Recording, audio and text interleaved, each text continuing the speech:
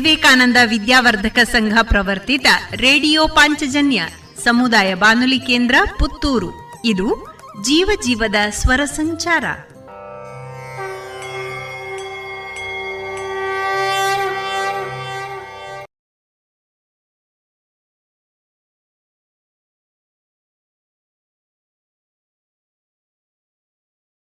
ಇನ್ನು ಮುಂದೆ ವೈದ್ಯ ದೇವೋಭವ ಕಾರ್ಯಕ್ರಮದಲ್ಲಿ ಕ್ಯಾನ್ಸರ್ ಶಸ್ತ್ರಚಿಕಿತ್ಸಾ ತಜ್ಞರಾದ ಡಾಕ್ಟರ್ ಕಾರ್ತಿಕ್ ಕೆಎಸ್ ಅವರೊಂದಿಗಿನ ಸಂದರ್ಶನದ ಭಾಗವನ್ನ ಕೇಳೋಣ.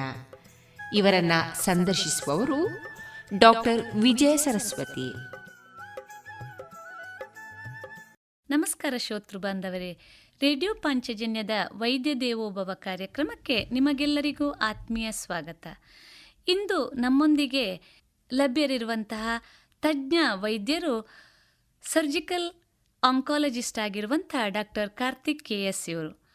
ಡಾಕ್ಟರ್ ಕಾರ್ತಿಕ್ ಕೆಎಸ್ ಇವರು ತಮ್ಮ MBBS ಪದವಿಯನ್ನು ಕಸ್ತೂರ್ಬಾ ಮೆಡಿಕಲ್ ಕಾಲೇಜಿನಿಂದ ಪಡೆದಿದ್ದು, ತದನಂತರ ತಮ್ಮ MS ಜನರಲ್ ಸರ್ಜರಿಯನ್ನು ಮೈಸೂರು ಮೆಡಿಕಲ್ ಕಾಲೇಜಿನಿಂದ ಪಡೆದಿರುತ್ತಾರೆ. ತದನಂತರ ತಮ್ಮ MCH ಸರ್ಜಿಕಲ್ ಆಂಕಾಲಜಿಯನ್ನು ರೀಜನಲ್ ಕ್ಯಾನ್ಸರ್ ಸೆಂಟರ್ ತ್ರಿವೆಂಡ್ರಮ್ಮಿಂದ ಪಡೆದಿದ್ದು, ಪ್ರಸ್ತುತ ಮಂಗಳೂರಿನ ಜ್ಯೋತಿ ಸರ್ಕಲ್ನ ಬಳಿಯಲ್ಲಿರುವ KMC ಆಸ್ಪತ್ರೆಯಲ್ಲಿ ತಜ್ಞರಾಗಿ ಸೇವೆಯನ್ನು ಸಲ್ಲಿಸ್ತಾ ಇದ್ದಾರೆ. ಅದರ ಜೊತೆಗೆ ಮೈತ್ರಿ ಕ್ಲಿನಿಕ್ನಲ್ಲೂ ಕೂಡ ಸಲಹೆಗೆ ಲಭ್ಯರಿರುತ್ತಾರೆ. ಪುತ್ತೂರಿನ ಉಷಾ ಪಾಲಿ ಕ್ಲಿನಿಕ್ಕಿನಲ್ಲಿ ಪ್ರತಿ ಶುಕ್ರವಾರದಂದು ಲಭ್ಯರಿರುವಂಥ ಶ್ರೀಯುತರನ್ನ ಈ ಕಾರ್ಯಕ್ರಮಕ್ಕೆ ಆತ್ಮೀಯವಾಗಿ ಸ್ವಾಗತಿಸ್ತಾ, ಡಾಕ್ಟ್ರೇ ನಮಸ್ಕಾರ. ನಮಸ್ತೆ ಮೇಡಮ್. ಡಾಕ್ಟ್ರೇ, ಈ ಕ್ಯಾನ್ಸರ್ ಅನ್ನುವಂಥದ್ದು ಹೆಸರು ಕೇಳಿದ ತಕ್ಷಣ ಎಲ್ಲರನ್ನ ಬೆಚ್ಚಿ ಬೀಳಿಸುವಂಥ ಒಂದು ಕಾಯಿಲೆ. ಸಾಮಾನ್ಯವಾಗಿ ಕ್ಯಾನ್ಸರ್ ಅಂದ ತಕ್ಷಣ ಜನರ ಮನಸ್ಸಿನಲ್ಲಿ ಏನೋ ಒಂದು ರೀತಿಯಾದಂಥ ತಳ್ಳಣ ಅಥವಾ ಇದೊಂದು ರೀತಿಯಲ್ಲಿ ಮಾರಣಾಂತಿಕವಾಗಿ ಪರಿಣಿಸಬಹುದಾದಂಥ ಕಾಯಿಲೆ ಅನ್ನುವಂತಹ ಒಂದು ವ್ಯವಸ್ಥೆ ಇದೆ. ಈ ಕ್ಯಾನ್ಸರ್ ಹೇಗೆ ಉಂಟಾಗ್ತದೆ ಮತ್ತು ಇದಕ್ಕೆ ಕಾರಣಗಳೇನು ಡಾಕ್ಟ್ರೇ? ಕ್ಯಾನ್ಸರ್ ಅಂತ ಹೇಳುವಂಥದ್ದು ಹೇಗೆ ಶುರುವಾಗ್ತದೆ ಅಂತ ಹೇಳೋದಕ್ಕೆ ಆ್ಯಕ್ಚುಲಿ ಮೈಕ್ರೋ ಲೆವೆಲಿಗೆ ಹೋಗಬೇಕಾಗ್ತದೆ. ಒಂದು ಸಣ್ಣ ಜೀವಾಣು ಅಂದರೆ ಒಂದು ಸೆಲ್ಸಿಂದ ಸ್ಟಾರ್ಟ್ ಆಗುವಂಥದ್ದು. ಮನುಷ್ಯನ ಬಾಡಿ ಹೇಗೆ ಅದನ್ನು ಹೇಗೆ ಸ್ಟ್ರಕ್ಚರ್ ಆಗಿರ್ತದೆ ಅಂತ ಹೇಳಿದರೆ, ಒಂದು ಸೆಲ್ ಗ್ರೋತ್ ಅಥವಾ ಡೆತ್ ಒಟ್ಟಿಗೆ ಆಗ್ತಾ ಇರ್ತದೆ. ಯಾವಾಗ ಒಂದು ಸೆಲ್ ಬರ್ತ್ ಆಗ್ತದೋ ಆ ಸೆಲ್ ಅದರ ಕೆಲಸ ಆದ ಮೇಲೆ, ಅದರ ಟೈಮ್ ಆದ ಮೇಲೆ ಸಾಯಬೇಕು. ಯಾವಾಗ ಆ ಸೆಲ್ ಸಾಯೋದಿಲ್ವೋ ಅದು ಅಬ್ನಾರ್ಮಲ್. ಈ ಕ್ಯಾನ್ಸರ್ ಸೆಲ್ಸ್ ಹಾಗೆ ಅದರ ಹೊರಗಿನಿಂದ ಬಂದಿರೋ ಪೊಲ್ಯೂಷನ್ ಆಗಿರ್ಬೋದು ಅಥವಾ ಬೇರೆ ಮಾಡಿಫಿಕೇಶನ್ ಆಗಿರ್ಬೋದು, ಎನರ್ಜಿ ಅಥವಾ ಎಲೆಕ್ಟ್ರೋಮ್ಯಾಗ್ನೆಟಿಕ್ ರೇಡಿಯೇಷನ್ ಆಗಿರ್ಬೋದು, ಅದರಿಂದಾಗಿ ಒಂದು ಸೆಲ್ ಅದು ಒಂದು ಕ್ಯಾನ್ಸರ್ ಸೆಲ್ ಆಗಿ ಮಾರ್ಪಡ್ತದೆ. ಆದರೆ ಬಾಡಿಯ ಇಮ್ಯುನಿಟಿಯಿಂದಾಗಿ ಅದನ್ನು ಕೊಲ್ಲುವ ಚಾನ್ಸಸ್ ಜಾಸ್ತಿ. ಆದರೆ ಯಾವಾಗ ಈ ಇಮ್ಯುನಿಟಿ ಆ ಕೊಲ್ಲಲಿಕ್ಕೆ ಕಾರ್ಯನಿರ್ವಹಿಸುವುದಿಲ್ವೋ ಅಥವಾ ಈ ರೇಡಿಯೇಷನ್ ಎಫೆಕ್ಟ್ ಅಂತ ಎಫೆಕ್ಟ್ ರೇಡಿಯೇಷನ್ ಅಥವಾ ಕ್ಯಾನ್ಸರ್ ಕಾಸಿಂಗ್ ಎಫೆಕ್ಟ್ ಜಾಸ್ತಿ, ಆ ಇಂಬ್ಯಾಲೆನ್ಸಲ್ಲಿ ಆಗೋದೇ ಕ್ಯಾನ್ಸರ್ ಸೆಲ್. ಸೊ ಈ ಒಂದು ಕ್ಯಾನ್ಸರ್ ಸೆಲ್ ಆಗಿ ಅದು ಮಲ್ಟಿಪಲ್ ಕ್ಯಾನ್ಸರ್ ಸೆಲ್ ಆಗಿ ಅದು ಒಂದು ಜೀವಾಣುವಲ್ಲಿ ಒಂದು ಕ್ಯಾನ್ಸರ್ ಆಗಿ ಕಾಣಿಸುವಂಥದ್ದು. ಸರಿ ಡಾಕ್ಟ್ರೆ, ತಾವು ಹೇಳ್ತಾ ಇದ್ದೀರಿ ಒಂದು ಜೀವಕೋಶ ಅದು ಅದರದ್ದೇ ಆದ ನಿರ್ದಿಷ್ಟ ರೀತಿಯಲ್ಲಿ ಬೆಳವಣಿಗೆ ಹೊಂದಬೇಕು, ಜೊತೆಗೆ ಅದು ಅದರ ಬೆಳವಣಿಗೆಯನ್ನು ಯಾವುದೋ ಒಂದು ಹಂತದಲ್ಲಿ ಅದು ನಿಲ್ಲಿಸಬೇಕು. ಅದು ಜೀವಕಣಗಳು ಅದು ಅನಿಯಮಿತವಾಗಿ ಬೆಳೀತಾ ಹೋದಾಗ ಬಹುಶಃ ಕ್ಯಾನ್ಸರ್ ಆಗಿ ಮಾರ್ಪಾಡಾಗುವಂಥ ಸಾಧ್ಯತೆಗಳು ಬಹಳಷ್ಟು ಜಾಸ್ತಿ ಅಲ್ವಾ ಡಾಕ್ಟ್ರೆ? ಹೌದು ಡಾಕ್ಟ್ರೆ. ಇನ್ನೂ ಒಂದು, ಈಗ ಕ್ಯಾನ್ಸರ್ ಒಬ್ಬ ರೋಗಿಗೆ ಅಥವಾ ಒಬ್ಬ ವ್ಯಕ್ತಿಗೆ ಕ್ಯಾನ್ಸರ್ ಬಂದಿದೆ ಅನ್ನೋದನ್ನು ಗುರುತಿಸುವ ಬಗೆ ಹೇಗೆ? ಅಂದರೆ ಕ್ಯಾನ್ಸರ್ ತನ್ನ ರೂಪವನ್ನು ಅಥವಾ ತನ್ನ ಲಕ್ಷಣವನ್ನು ಯಾವ ರೀತಿಯಲ್ಲಿ ತೋರ್ಪಡಿಸುತ್ತದೆ ಡಾಕ್ಟ್ರೆ? ಈಗ ಕ್ಯಾನ್ಸರ್ ಅಂತ ಹೇಳಿದ ಕೂಡಲೇ ಜನರಿಗೆ ಫಸ್ಟ್ ಆಗಿ ಒಂದು ಭಯ, ಅಂದರೆ ಕ್ಯಾನ್ಸರ್ ಬಂದರೆ ಜನರಿಗೆ ತೀರಾ ನೋವಿರಬೇಕು ಅಥವಾ ತೀರಾ ಸಪುರ ಆಗಿರ್ತಾರೆ. ಸೊ ಅದೆಲ್ಲ ಎಕ್ಸ್ಟ್ರೀಮ್ ಕಂಡೀಷನ್ಸ್ ಬಗ್ಗೆ ಮಾತ್ರ ಜನರು ಮಾತಾಡೋದು. ಆದರೆ ಸಾಮಾನ್ಯವಾಗಿ ಹೇಳಬೇಕು ಅಂತ ಹೇಳಿದರೆ, ಈಗ ನಾವು ಇಂಡಿಯಾದಲ್ಲಿ ಸಾಮಾನ್ಯ ಕ್ಯಾನ್ಸರ್ ಬಗ್ಗೆ ಮಾತಾಡ್ತಾ ಶುರು ಮಾಡುವ. ಈಗ ಇಂಡಿಯಾದಲ್ಲಿ ಲೈಕ್ 1/3 ಆಫ್ ದ ಕ್ಯಾನ್ಸರ್, 100ರಲ್ಲಿ ಒಂದು 30-40% ಹೆಡ್ ಅಂಡ್ ನೆಕ್, ಈಗ ಬಾಯಿಗೆ ಸಂಬಂಧಪಟ್ಟ ಕ್ಯಾನ್ಸರ್ ಅಥವಾ ಟೊಬ್ಯಾಕೋ ರಿಲೇಟೆಡ್ ಕ್ಯಾನ್ಸರ್ ಅಂತ ಹೇಳ್ಬೋದು. ತಂಬಾಕು ಯಾರು ತೀವ್ರ ಸೇವನೆ ಮಾಡ್ತಾರೆ ಅವರಿಗೆ. ಸೊ ಅಂಥ ಕ್ಯಾನ್ಸರ್ ಹೇಗೆ ಬಾಯಲ್ಲಿ ಅಂತೂ ಈಗ ತಂಬಾಕು ರೆಗ್ಯುಲರ್ ಸೇವನೆ ಮಾಡುವವರಿಗೆ ಅವ್ರ ಬಾಯಲ್ಲಿ ಒಂದು ಹುಣ್ಣು ಬಂದ ಕೂಡಲೇ ಅದು ಸಣ್ಣ ಹುಣ್ಣೆ ಆಗಿರ್ಬೋದು, ಅದು ದೊಡ್ಡದಾಗಿ ನೋವಾಗಬೇಕು ಅಂತಿಲ್ಲ, ಅದನ್ನು ಇಮಿಡಿಯೇಟ್ ಪರಿಶೀಲಿಸಿಕೊಂಡು ಅದು ಕ್ಯಾನ್ಸರ್ ಆಗಿರುವ ಲಕ್ಷಣ ಜಾಸ್ತಿ. ಹಾಗೆ ಇನ್ನೊಂದು ಸುಲಭವಾಗಿ ಕಾಣುವಂಥ ಕ್ಯಾನ್ಸರ್ ಬ್ರೆಸ್ಟ್ ಕ್ಯಾನ್ಸರ್, ಹೆಂಗಸರಲ್ಲಿ ಬರುವಂಥ ಕ್ಯಾನ್ಸರ್ ಕ್ಯಾನ್ಸರ್. ಹೆಂಗಸರಲ್ಲಿ ಬರುವಂಥ ಕ್ಯಾನ್ಸರಲ್ಲಿ ಸಾಧಾರಣ 1/3 ಅದರಲ್ಲಿ ಸಹ ಹೆಂಗಸರಲ್ಲಿ ಒಂದು 30-40% ಕ್ಯಾನ್ಸರ್ ಬರುವಂಥದ್ದು ಬ್ರೆಸ್ಟಿಗೆ ಸಂಬಂಧಪಟ್ಟ. Breast superficial organ. ಈಗ ನಾವೇ ಅದನ್ನು ಮುಟ್ಟಿಕೊಂಡು ಅಥವಾ ಎಕ್ಸಾಮಿನ್ ಮಾಡಿಕೊಂಡು ತಿಳ್ಕೊಳ್ಳುವಂಥ ಕ್ಯಾನ್ಸರ್. ಸೊ ಒಂದು ಸಣ್ಣ ಗಂಟಾಗಿ ಕಾಣ್ಬೋದು, ಅಥವಾ ನೋವು ಬರಬೇಕು ಅಂತಿಲ್ಲ, ಒಂದು ಗಂಟಾಗಿ ಕಾಣ್ಬೋದು, ಅಥವಾ ನಿಪ್ಪಲಿಂದ ಸಣ್ಣ ರಕ್ತ ಕಣದಾಗೆ ಕಾಣ್ಬೋದು, ಅಥವಾ ಚರ್ಮದಲ್ಲಿ ಸಣ್ಣ ಚೇಂಜಸ್ ಇರ್ಬೋದು, ಹಾಗೆಲ್ಲ ಕಾಣುವಂಥದ್ದು. ಸೊ ಹಾಗೆ ಕಂಡ ಕೂಡಲೇ ಒಂದು ಡಾಕ್ಟರ್ ಹತ್ರ ತೋರಿಸಿಕೊಂಡು ಕ್ಲಾರಿಫಿಕೇಶನ್ ಮಾಡಿಕೊಂಡ್ರೆ ನಮಗೆ ಸುಲಭ ಉಪಾಯ. ಹಾಗೆ ಇದು ಸಾಮಾನ್ಯವಾಗಿ ಕಾಣುವಂಥ ಕ್ಯಾನ್ಸರ್ ಇದ್ರೆ ಬೇರೆ ಕ್ಯಾನ್ಸರ್, ಈಗ ಹೆಂಗಸರಲ್ಲಿ ಬರೋ ಎಂಡೋಮೆಟ್ರಿಯಂ ಕ್ಯಾನ್ಸರ್ ಅಂತ ಹೇಳ್ತೇವೆ, ಅಂದ್ರೆ ಗರ್ಭಕೋಶದ ಒಳಪದರದ ಕ್ಯಾನ್ಸರ್. ಇನ್ನೊಂದು ಸರ್ವೈಕಲ್ ಕ್ಯಾನ್ಸರ್ ಅಂತ, ಅಂದ್ರೆ ಗರ್ಭಕೋಶದ ಕೆಳಭಾಗದ ಕ್ಯಾನ್ಸರ್. ಇದೆಲ್ಲ ಹೇಗೆ ಸಾಮಾನ್ಯವಾಗಿ ಬ್ಲೀಡಿಂಗ್, ಈಗ ನಾರ್ಮಲ್ ಮಹಿಳೆಯರಿಗೆ ರೆಗ್ಯುಲರ್ ಮೆನ್ಸ್ಟ್ರುವಲ್ ಸೈಕಲ್ ಫಾಲೋ ಆಗ್ತದೆ, ಅದು ಬಿಟ್ಟು ಬೇರೆ ಟೈಪ್ ಒಂದು ಸ್ವಲ್ಪ ವಿಚಿತ್ರವಾಗಿರುವಂಥದ್ದು, ಸ್ಮೆಲ್ ಬರುವಂಥದ್ದು ಅಥವಾ ಬ್ಲಡ್ ಬರುವಂಥದ್ದು, ಬ್ಲಡ್ ಜಾಸ್ತಿ ಬರುವಂಥದ್ದು, ಸಮಯ ಇಲ್ಲದ ಸಮಯದಲ್ಲಿ ಬ್ಲಡ್ ಬರುವಂಥದ್ದು, ಇಂಥದ್ದೆಲ್ಲ ಇದ್ರೆ ಸಹ ಇಮಿಡಿಯೇಟ್ ಆಗಿ ಹೋಗಿ ಡಾಕ್ಟರ್ನಲ್ಲಿ ತೋರಿಸಿಕೊಳ್ಳುವಂಥದ್ದು. ಹಾಗೆ ಕೆಲವರು ಮೂಲವೇದಿ ಅಂತ ಟ್ರೀಟ್ಮೆಂಟ್ ಮಾಡಿಸಿಕೊಳ್ತಾನೆ ಇರ್ತಾರೆ.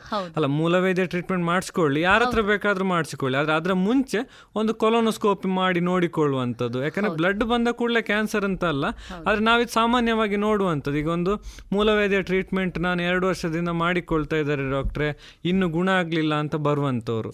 ಸೊ ಹಾಗೆ 2 ವರ್ಷ ಟ್ರೀಟ್ಮೆಂಟ್ ಮಾಡಿ ನಾವೀಗ ಕೊಲೊನೋಸ್ಕೋಪಿ ಮಾಡಿ ನೋಡುವಾಗ ಅವರು ಆಲ್ರೆಡಿ ಸ್ಟೇಜ್ 3 ಅಲ್ಲಿ ಇರುವಂಥದ್ದು. ಸೊ ಅದೇ ಅವರು ಮೂಲವೇದ್ಯ ಟ್ರೀಟ್ಮೆಂಟ್ ಮಾಡಲಿ, ಆದ್ರೆ ಅದಕ್ಕಿಂತ ಮುಂಚೆ ಒಂದು ಸಣ್ಣ ಕೊಲೊನೋಸ್ಕೋಪಿ, ಒಂದು ಅರ್ಧ ಗಂಟೆ 1 ಗಂಟೆ ಪ್ರೊಸೀಜರ್, ಅದು ಅರ್ಧ ಗಂಟೆಯ ಪ್ರೊಸೀಜರ್ ಅದು ಅಂತ ಹೇಳ್ಬೋದು, ಅದನ್ನು ಮಾಡಿಸಿಕೊಂಡ್ರೆ ಸ್ಟೇಜ್ 1 ಅಲ್ಲೇ ನಾವು ತಿಳ್ಕೊಂಡ್ರೆ ಸುಲಭ ಉಪಾಯ, ಸುಲಭ ಅದರ ಟ್ರೀಟ್ಮೆಂಟ್ ಇರ್ತದೆ. ಇಷ್ಟರಲ್ಲಿ ಏನು ಇಂಪಾರ್ಟೆಂಟ್ ಅಂತ ಹೇಳಿದ್ರೆ, ಈಗ ನಾವು ಕ್ಯಾನ್ಸರ್ ಯಾವಾಗ ನಾವು ಸ್ಟೇಜ್ 1 ಅಥವಾ ಸ್ಟೇಜ್ 2 ಅಲ್ಲಿ ಪತ್ತೆ ಹಚ್ಚಲಿಕ್ಕೆ ಸಾಧ್ಯವೋ ಅದರಲ್ಲಿ ಟ್ರೀಟ್ಮೆಂಟ್ನ ವಿಧ ಸಹ ಸುಲಭ ಇರ್ತದೆ, ಖರ್ಚು ಕಡಿಮೆ ಇರ್ತದೆ, ಟ್ರೀಟ್ಮೆಂಟ್ ಇಂದಾಗ ನೋವು ಅಥವಾ ಒತ್ತಡಗಳು ಸಹ ಕಡಿಮೆ ಇರ್ತದೆ. ನಮಗೆ ಸಹ ಖುಷಿ, ಡಾಕ್ಟರ್ಗಳಿಗೆ ಅರ್ಲಿ ಸ್ಟೇಜ್ ಅಲ್ಲಿ ಒಳ್ಳೆ ರಿಸಲ್ಟ್ ಉಂಟು, ಪೇಷಂಟ್ಸಿಗೆ ಖುಷಿ ಆಗ್ತದೆ ಅಂತ ಹೇಳುವಂತ, ಒಳ್ಳೆ ರಿಸಲ್ಟ್ ಕೊಟ್ಟು ಪೇಷಂಟ್ಗೆ ಗುಣ ಆಗ್ತದೆ ಅಂತ ಹೇಳುವ ಖುಷಿ ಸಹ ನಮಗೆ. ಬಹಳ ಸಂತೋಷ ಡಾಕ್ಟ್ರೆ. ತಾವು ರೋಗ ಲಕ್ಷಣಗಳನ್ನು ಅಥವಾ ಕ್ಯಾನ್ಸರ್ ಲಕ್ಷಣಗಳನ್ನು ಬಹುಶಃ ಬೇರೆ ಬೇರೆ ಆ ಕ್ಯಾನ್ಸರಿನ ವಿಧದ ಮೇಲೆ ನಾವು ಅದನ್ನು ಬಹುಶಃ ಎಲ್ಲೋ ವಿಂಗಡಣೆ ಮಾಡಬಹುದು. ಕೆಲವೊಂದು ಗಡ್ಡೆಗಳ ರೀತಿಯಲ್ಲಿ ಕಾಣಬಹುದು, ಕೆಲವೊಂದು ಹುಣ್ಣುಗಳ ರೀತಿಯಲ್ಲಿ ಕಾಣಬಹುದು, ಕೆಲವೊಂದು ಬಹುಶಃ ಮಲದಲ್ಲಿ ರಕ್ತ ಹೋಗುವಂಥದ್ದು, ಅಥವಾ ಮಹಿಳೆಯರಿಗೆ ಎಸ್ಪೆಷಲಿ ನಾವು ಮಾತನಾಡಿದ ಹಾಗೆ ಮುಟ್ಟಿನ ರೀತಿಯಲ್ಲಿ ಇನ್ನೂ ತೀವ್ರತರದಲ್ಲಿ ಒಂದು ರಕ್ತ ಹೋಗುವಂಥ, ಬಹುಶಃ ಈ ಎಲ್ಲ ಕಾರಣಗಳು ಗುಣಲಕ್ಷಣಗಳು ಅಥವಾ ಕ್ಯಾನ್ಸರ್ ಇದೆ ಅನ್ನುವುದನ್ನ ಬಹುಶಃ ಪತ್ತೆ ಹಚ್ಚಲಿಕ್ಕೆ ಸಾಧ್ಯ ಆಗ್ತದೆ ಅನ್ನುವಂಥದ್ದು ಅಲ್ವಾ ಡಾಕ್ಟ್ರೆ? ಹೌದು ಡಾಕ್ಟ್ರೆ, ತಾವು ಹೇಳ್ತಾ ಈಗ ಕೆಲವೊಂದಿಷ್ಟು ಕ್ಯಾನ್ಸರ್ಗಳನ್ನ ಬಗ್ಗೆ ಉಲ್ಲೇಖ ಮಾಡಿದ್ರಿ. ನಾವು ಒಟ್ಟಾರೆಯಾಗಿ ಹೇಳೋದಾದ್ರೆ ಇವತ್ತಿನ ದಿನದಲ್ಲಿ ನಾವು ನೋಡ್ತಾ ಇದ್ದೇವೆ, ಸಣ್ಣ ಹುಟ್ಟಿ 1 ವರ್ಷದ ಮಗುವಿನಿಂದ ಹಿಡಿದು ಮುದಿ ವಯಸ್ಕರವರೆಗೂ ಕ್ಯಾನ್ಸರಿನಿಂದ ಬಳಲ್ತಾ ಇರುವವರನ್ನ ನಾವು ನೋಡಿದ್ದೇವೆ. ಹೀಗೆ ಈ ಎಲ್ಲ ವಯೋಮಾನವನ್ನ ನಾವು ತೆಕ್ಕೊಳ್ಳೋದಾದ್ರೆ ಎಷ್ಟು ವಿಧದ ಕ್ಯಾನ್ಸರ್ಗಳಿದೆ ಡಾಕ್ಟ್ರೆ? ಸಾಮಾನ್ಯವಾಗಿ ಈಗ ಕ್ಯಾನ್ಸರ್ ಅಂತ ಹೇಳುವಾಗ ಈಗ ನನ್ನ ಹತ್ರ ಕೇಳಿ, ನಾನು surgical oncologist, cancer surgeon. So cancer ಅನ್ನು ನಾವು ಗ್ರಾಸ್ ಆಗಿ ಒಂದು ಲಿಕ್ವಿಡ್ ಕ್ಯಾನ್ಸರ್ ಮತ್ತು ಸಾಲಿಡ್ ಕ್ಯಾನ್ಸರ್ ಅಂತ ಹೇಳ್ಬೋದು. ಲಿಕ್ವಿಡ್ ಕ್ಯಾನ್ಸರ್ ಅಂದ್ರೆ ರಕ್ತ, ಈಗ ಬ್ಲಡ್ ಕ್ಯಾನ್ಸರ್ ಅಂತ ಕೇಳಿರ್ಬೋದು, ಅಥವಾ ಲಿಂಫ್ ನೋಡ್ ಕ್ಯಾನ್ಸರ್ಸ್, ಲಿಂಫೋಮಾ. ಸೊ ಇದೆಲ್ಲ ಲಿಕ್ವಿಡ್ ಕ್ಯಾನ್ಸರ್. ಅದಕ್ಕೆ ಮೇಯ್ನ್ ಆಗಿ ನಮ್ಮ ಸರ್ಜಿಕಲ್ ಕ್ಯಾನ್ಸರ್ನ ವಿಧದ ಟ್ರೀಟ್ಮೆಂಟ್ ಅದರಲ್ಲಿ ಕಡಿಮೆ, ಒಂದು ಡಯಾಗ್ನೋಸಿಸ್ಗೆ ಬಯಾಪ್ಸಿ ಆಗಿರ್ಬೋದು, ಅಥವಾ ಸ್ವಲ್ಪ ನಮ್ಮ ರೋಲ್ ಬಾರಿ ಕಡಿಮೆ. ಅಲ್ಲಿ ಹೇಗೆ ಕೀಮೋಥೆರಪಿಯಲ್ಲೇ ಕ್ಯೂರ್ ಮಾಡುವಂಥದ್ದು. ಈಗ ಇತ್ತೀಚೆಗೆ ಬಂದಂಥ ಕೀಮೋಥೆರಪಿಗಳಲ್ಲಿ ತುಂಬ ಒಳ್ಳೆ ಎಫೆಕ್ಟ್ ಇದ್ದು, ಕೆಲವು ಕ್ಯಾನ್ಸರ್ಗಳಲ್ಲಿ 85-90% ಅಷ್ಟು ಕ್ಯೂರ್ ರೇಟ್ ಅಷ್ಟು ನಾವು ತಲುಪಿದ್ದೇವೆ ಈಗ. ಸೊ ಅದೊಂದು ಲಿಕ್ವಿಡ್ ಕ್ಯಾನ್ಸರ್. ಈಗ ನೆಕ್ಸ್ಟ್ ಬರುವಂಥದ್ದು ಸಾಲಿಡ್ ಕ್ಯಾನ್ಸರ್. ಸಾಲಿಡ್ ಅಂದರೆ ಯಾವುದೇ ಕ್ಯಾನ್ಸರ್, ಈಗ ನಾವು ಆಪರೇಷನ್ ಮಾಡಿ ತೆಗೆದು ಗುಣ ಮಾಡುವಂಥ ಕ್ಯಾನ್ಸರ್ ಅನ್ನು ಸಾಲಿಡ್ ಕ್ಯಾನ್ಸರ್ ಅಂತ ಹೇಳ್ಬೋದು. ನಾವು ಸರ್ಜಿಕಲ್ ಆಂಕೊಲಾಜಿಸ್ಟ್ ಅಥವಾ ಕ್ಯಾನ್ಸರ್ ಶಾಸ್ತ್ರಜ್ಞರು ಮಾಡುವಂಥದ್ದು ಇದು. ಸೊ ಕ್ಯಾನ್ಸರ್ ಯಾವಾಗ ಅದನ್ನು ಆಪರೇಷನ್ ಮಾಡಿ ತೆಗೆದು ಗುಣಪಡಿಸ್ಲಿಕ್ಕೆ ಆಗ್ತದೋ ಅದು ಸಾಲಿಡ್ ಕ್ಯಾನ್ಸರ್. ಅದು ಯಾವ ಅಂಗದಲ್ಲಿ ಬೇಕಾದ್ರೂ ಬರ್ಬೋದು, ಬ್ರೈನ್ ಅಲ್ಲಿ ಆಗಿರ್ಬೋದು, ಚರ್ಮದಲ್ಲಿ ಆಗಿರ್ಬೋದು, ನಾನು ಆಲ್ರೆಡಿ ಹೇಳಿದೆ, ಬಾಯಲ್ಲಿ ಬರುವಂತ ಹುಣ್ಣು, ಬ್ರೆಸ್ಟ್ ಕ್ಯಾನ್ಸರ್, ಗರ್ಭಕೋಶದ ಕ್ಯಾನ್ಸರ್, ಕರುಳಿನ ಕ್ಯಾನ್ಸರ್, ಗಂಟ್ಲಿನ ಬರುವಂಥದ್ದು ಕರುಳಿನ ಕ್ಯಾನ್ಸರ್, ಹಾಗೆ ಅನ್ನನಾಳದ ಕ್ಯಾನ್ಸರ್, ಜಠರದ ಕ್ಯಾನ್ಸರ್, ಇದೆಲ್ಲ ಸಾಮಾನ್ಯ ಸಾಮಾನ್ಯ ಲಿವರು, ಪ್ಯಾಂಕ್ರಿಯಾಟಿಕ್, ತಾವು ಹೇಳಿದಾಗೆ ಎಲ್ಲ ಸಾಧಾರಣ ಎಲ್ಲ ಅಂಗಗಳನ್ನು ಸಹ ಅದು ಆವರಿಸಿಕೊಳ್ಳುವ ಚಾನ್ಸಸ್ ಇರ್ತದೆ. ಹೌದು, ಅದಕ್ಕೆ ಎಲ್ಲೋ ಒಂದು ಮಾತು ಇದೆ, ಕ್ಯಾನ್ಸರ್ ಅನ್ನುವಂಥದ್ದು ಒಂದು ರಕ್ಕಸನ ರೀತಿಯಲ್ಲಿ ಎಲ್ಲೂ ಬೇಕಾದ್ರೂ ಅದು ದೇಹವನ್ನ ಆಕ್ರಮಿಸಬಹುದು. ಯಾಕಂದ್ರೆ ಯಾವುದೇ ರಕ್ತ ಕಣ ಆಗಬಹುದು ಅಥವಾ ಯಾವುದೇ ಸೆಲ್, ಬಾಡಿಯ ಸೆಲ್ ಇಂದ ಉತ್ಪತ್ತಿ ಆಗುವಂತದ್ದು. ಸೊ ಹಾಗಾಗಿ ಯಾವ ಸೆಲ್ ಸಹ ಈ ಕ್ಯಾನ್ಸರ್ಗೆ ಇಮ್ಯೂನ್ ಆಗಿ ಇಲ್ಲ. ಅಂದ್ರೆ ಟೋಟಲ್ ಆಗಿ ಈಗ ಈ ಒಂದು ಅಂಗಕ್ಕೆ ಕ್ಯಾನ್ಸರ್ ಬರುದೇ ಇಲ್ಲ ಅಂತ ಹೇಳುವಂತ ಅಂಗ ಇಲ್ಲ. ಕಣ್ಣಿನ ಕ್ಯಾನ್ಸರ್ ಕೂಡ ಬರುವಂತ ಸಾಧ್ಯತೆಗಳಿದೆ ಅಂತ ನಾವು ಕೇಳಿದ್ದೇವೆ ಅಲ್ವಾ ಡಾಕ್ಟ್ರೆ? ಅಲ್ಲಿಗೂ ಕೂಡ ಬರ್ತದೆ. ಹೌದು ಡಾಕ್ಟ್ರೆ, ಇನ್ನೂ ಒಂದು ತಾವು ಆಗ್ಲೇ ಉಲ್ಲೇಖ ಮಾಡ್ತಾ ಹೇಳಿದ್ರಿ ಅದರ ಸ್ಟೇಜಸ್ಗಳ ಬಗ್ಗೆ. ಕ್ಯಾನ್ಸರ್ ಪ್ರಥಮ ಹಂತದಲ್ಲಿ ಅಥವಾ ಸ್ಟೇಜ್ 1 ಅಲ್ಲಿ ನಮಗೆ ಸಿಕ್ಕಿದ್ರೆ ಅದನ್ನ ಗುಣಪಡಿಸುವ ಸಾಧ್ಯತೆಗಳು ಹೆಚ್ಚು, ನಮಗೂ ಒಂದು ರೀತಿಯಲ್ಲಿ ಅದನ್ನ ಏನು ಗುಣಪಡಿಸಬಹುದು ಎನ್ನುವಂತ ಆಶಾಭಾವನೆ ಜಾಸ್ತಿ ಅನ್ನುವಂಥದ್ದು. ಇದು ಏನು ಡಾಕ್ಟ್ರೆ, ಈ ಸ್ಟೇಜಸ್ ಆಫ್ ಕ್ಯಾನ್ಸರ್ ಅಥವಾ ಕ್ಯಾನ್ಸರ್ನ ಬೇರೆ ಬೇರೆ ಹಂತಗಳು ಏನು ಮತ್ತು ಎಷ್ಟು ಹಂತಗಳಿವೆ? ಈಗ ಇವತ್ತಿನ ಇದರಲ್ಲಿ ನಾನು ಸ್ಟೇಜ್ ಸಾಲಿಡ್ ಕ್ಯಾನ್ಸರ್ ಬಗ್ಗೆ ಮಾತ್ರ ಹೇಳ್ತಾ ಇದ್ದೇನೆ, ಯಾಕಂದ್ರೆ ತುಂಬಾ ಕನ್ಫ್ಯೂಸ್ ಮಾಡೋದು ಬೇಡ. ಸೊ ಕ್ಯಾನ್ಸರ್, ಸಾಲಿಡ್ ಕ್ಯಾನ್ಸರ್ ಹೆಚ್ಚಾಗಿ 4 ಸ್ಟೇಜಸ್, ಸ್ಟೇಜ್ 1, 2, 3 ಮತ್ತೆ 4 ಅಂತ. ಸ್ಟೇಜ್ 1 ಮತ್ತೆ 2 ಹೇಗೆ ಅಂತ ಹೇಳಿದ್ರೆ ಸಣ್ಣದಾಗಿ ಗಂಟು ಸ್ಟಾರ್ಟ್ ಆಗಿರುತ್ತೆ, ಸಣ್ಣದಾಗಿ ಹುಣ್ಣು ಸ್ಟಾರ್ಟ್ ಆಗಿರುವಂತದ್ದು ಹೆಚ್ಚಾಗಿ ಸ್ಟೇಜ್ 1 or 2.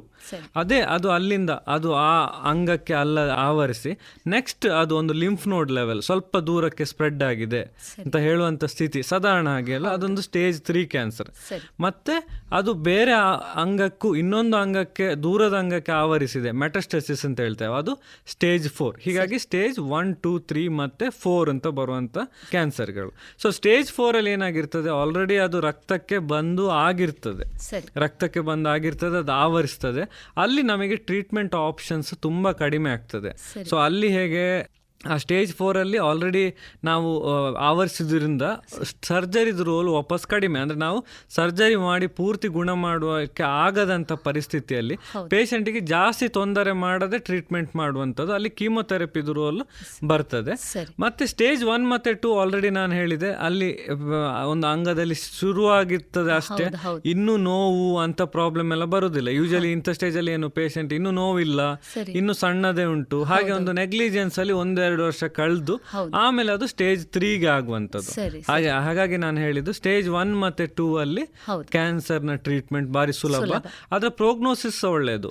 ಸೊ ಇದು ಸ್ಟೇಜ್ ಮಾಡಿರುವುದೇ ಆಕ್ಚುಲಿ ಮೇನ್ ಆಗಿ ಪ್ರೋಗ್ನೋಸಿಸ್ಗೆ. TNM ಅಂತ ಹೇಳ್ತೇವೆ, ಟ್ಯೂಮರ್ ಇದು ಸೈಜ್ ಆಗಿರ್ಬೋದು, ನೋಡಲ್ ಸ್ಟೇಟಸ್ ಅಂದ್ರೆ ಅದು ಎಷ್ಟು ಸ್ಪ್ರೆಡ್ ಆಗಿದೆ ಅಂತ ಹೇಳುದು, ಮತ್ತೆ ಮೆಟಾಸ್ಟಸಿಸ್ ಅಂದ್ರೆ ಬೇರೆ ಅಂಗಕ್ಕೆ ಸೇರಿದೆ ಅಂತ ಎಷ್ಟು ಸೇರಿದೆ ಅಂತ ಹೇಳಿಕೊಂಡು ನಾವು TNM ಕ್ಲಾಸಿಫಿಕೇಶನ್ ಮಾಡಿ ಅದನ್ನು ಸ್ಟೇಜ್ ಮಾಡೋದು. ಸ್ಟೇಜ್ 1 ಮತ್ತೆ 2 ಅಲ್ಲಿ ಕಾಣುವಂತ ಕ್ಯಾನ್ಸರ್ ಹೆಚ್ಚಾಗಿ 90% ಕ್ಯೂರ್. ಈಗ ನಾವು ಕ್ಯಾನ್ಸರ್ ಅಲ್ಲಿ ಕ್ಯೂರ್ ಅಂತ ಹೇಳೋ, ನಾವು ಸಾಮಾನ್ಯ ಜನರಿಗೆ ಮಾತಾಡುವಾಗ ನಾನು ಕ್ಯೂರ್ ಅಂತ ವರ್ಡ್ ಯೂಸ್ ಮಾಡ್ತಾ ಇದ್ದೇನೆ, ಆದ್ರೆ ಸೈಂಟಿಫಿಕ್ ಆಗಿ ನಾವು ಆ ಕ್ಯೂರ್ ಅಂತ ವರ್ಡ್ ಅನ್ನು ಯೂಸ್ ಮಾಡೋದಿಲ್ಲ. ನಾವು ಯೂಸ್ ಮಾಡುವ ಸರ್ವೈವಲ್ ಅಂತ. So over all survival, OS ಅಂತ ಹೇಳ್ತೇವೆ ಶಾರ್ಟ್, ಓವರ್ ಆಲ್ ಸರ್ವೈವಲ್. ಈ ಒಂದು ಕ್ಯಾನ್ಸರ್ ಆವರಿಸಿದ್ರೆ ಈ ಮನುಷ್ಯ 5 ವರ್ಷ ಬದುಕುವ ಚಾನ್ಸ್ ಎಷ್ಟು ಅಥವಾ 10 ವರ್ಷ ಬದುಕುವ ಚಾನ್ಸ್ ಎಷ್ಟು, ಹಾಗೆ ಥೈರಾಯ್ಡ್ ಕ್ಯಾನ್ಸರ್ ಅಂತ ಕ್ಯಾನ್ಸರ್ ಅಲ್ಲಿ 20 ವರ್ಷ ಬದುಕುವ ಚಾನ್ಸಸ್ ಎಷ್ಟು ಅಂತ.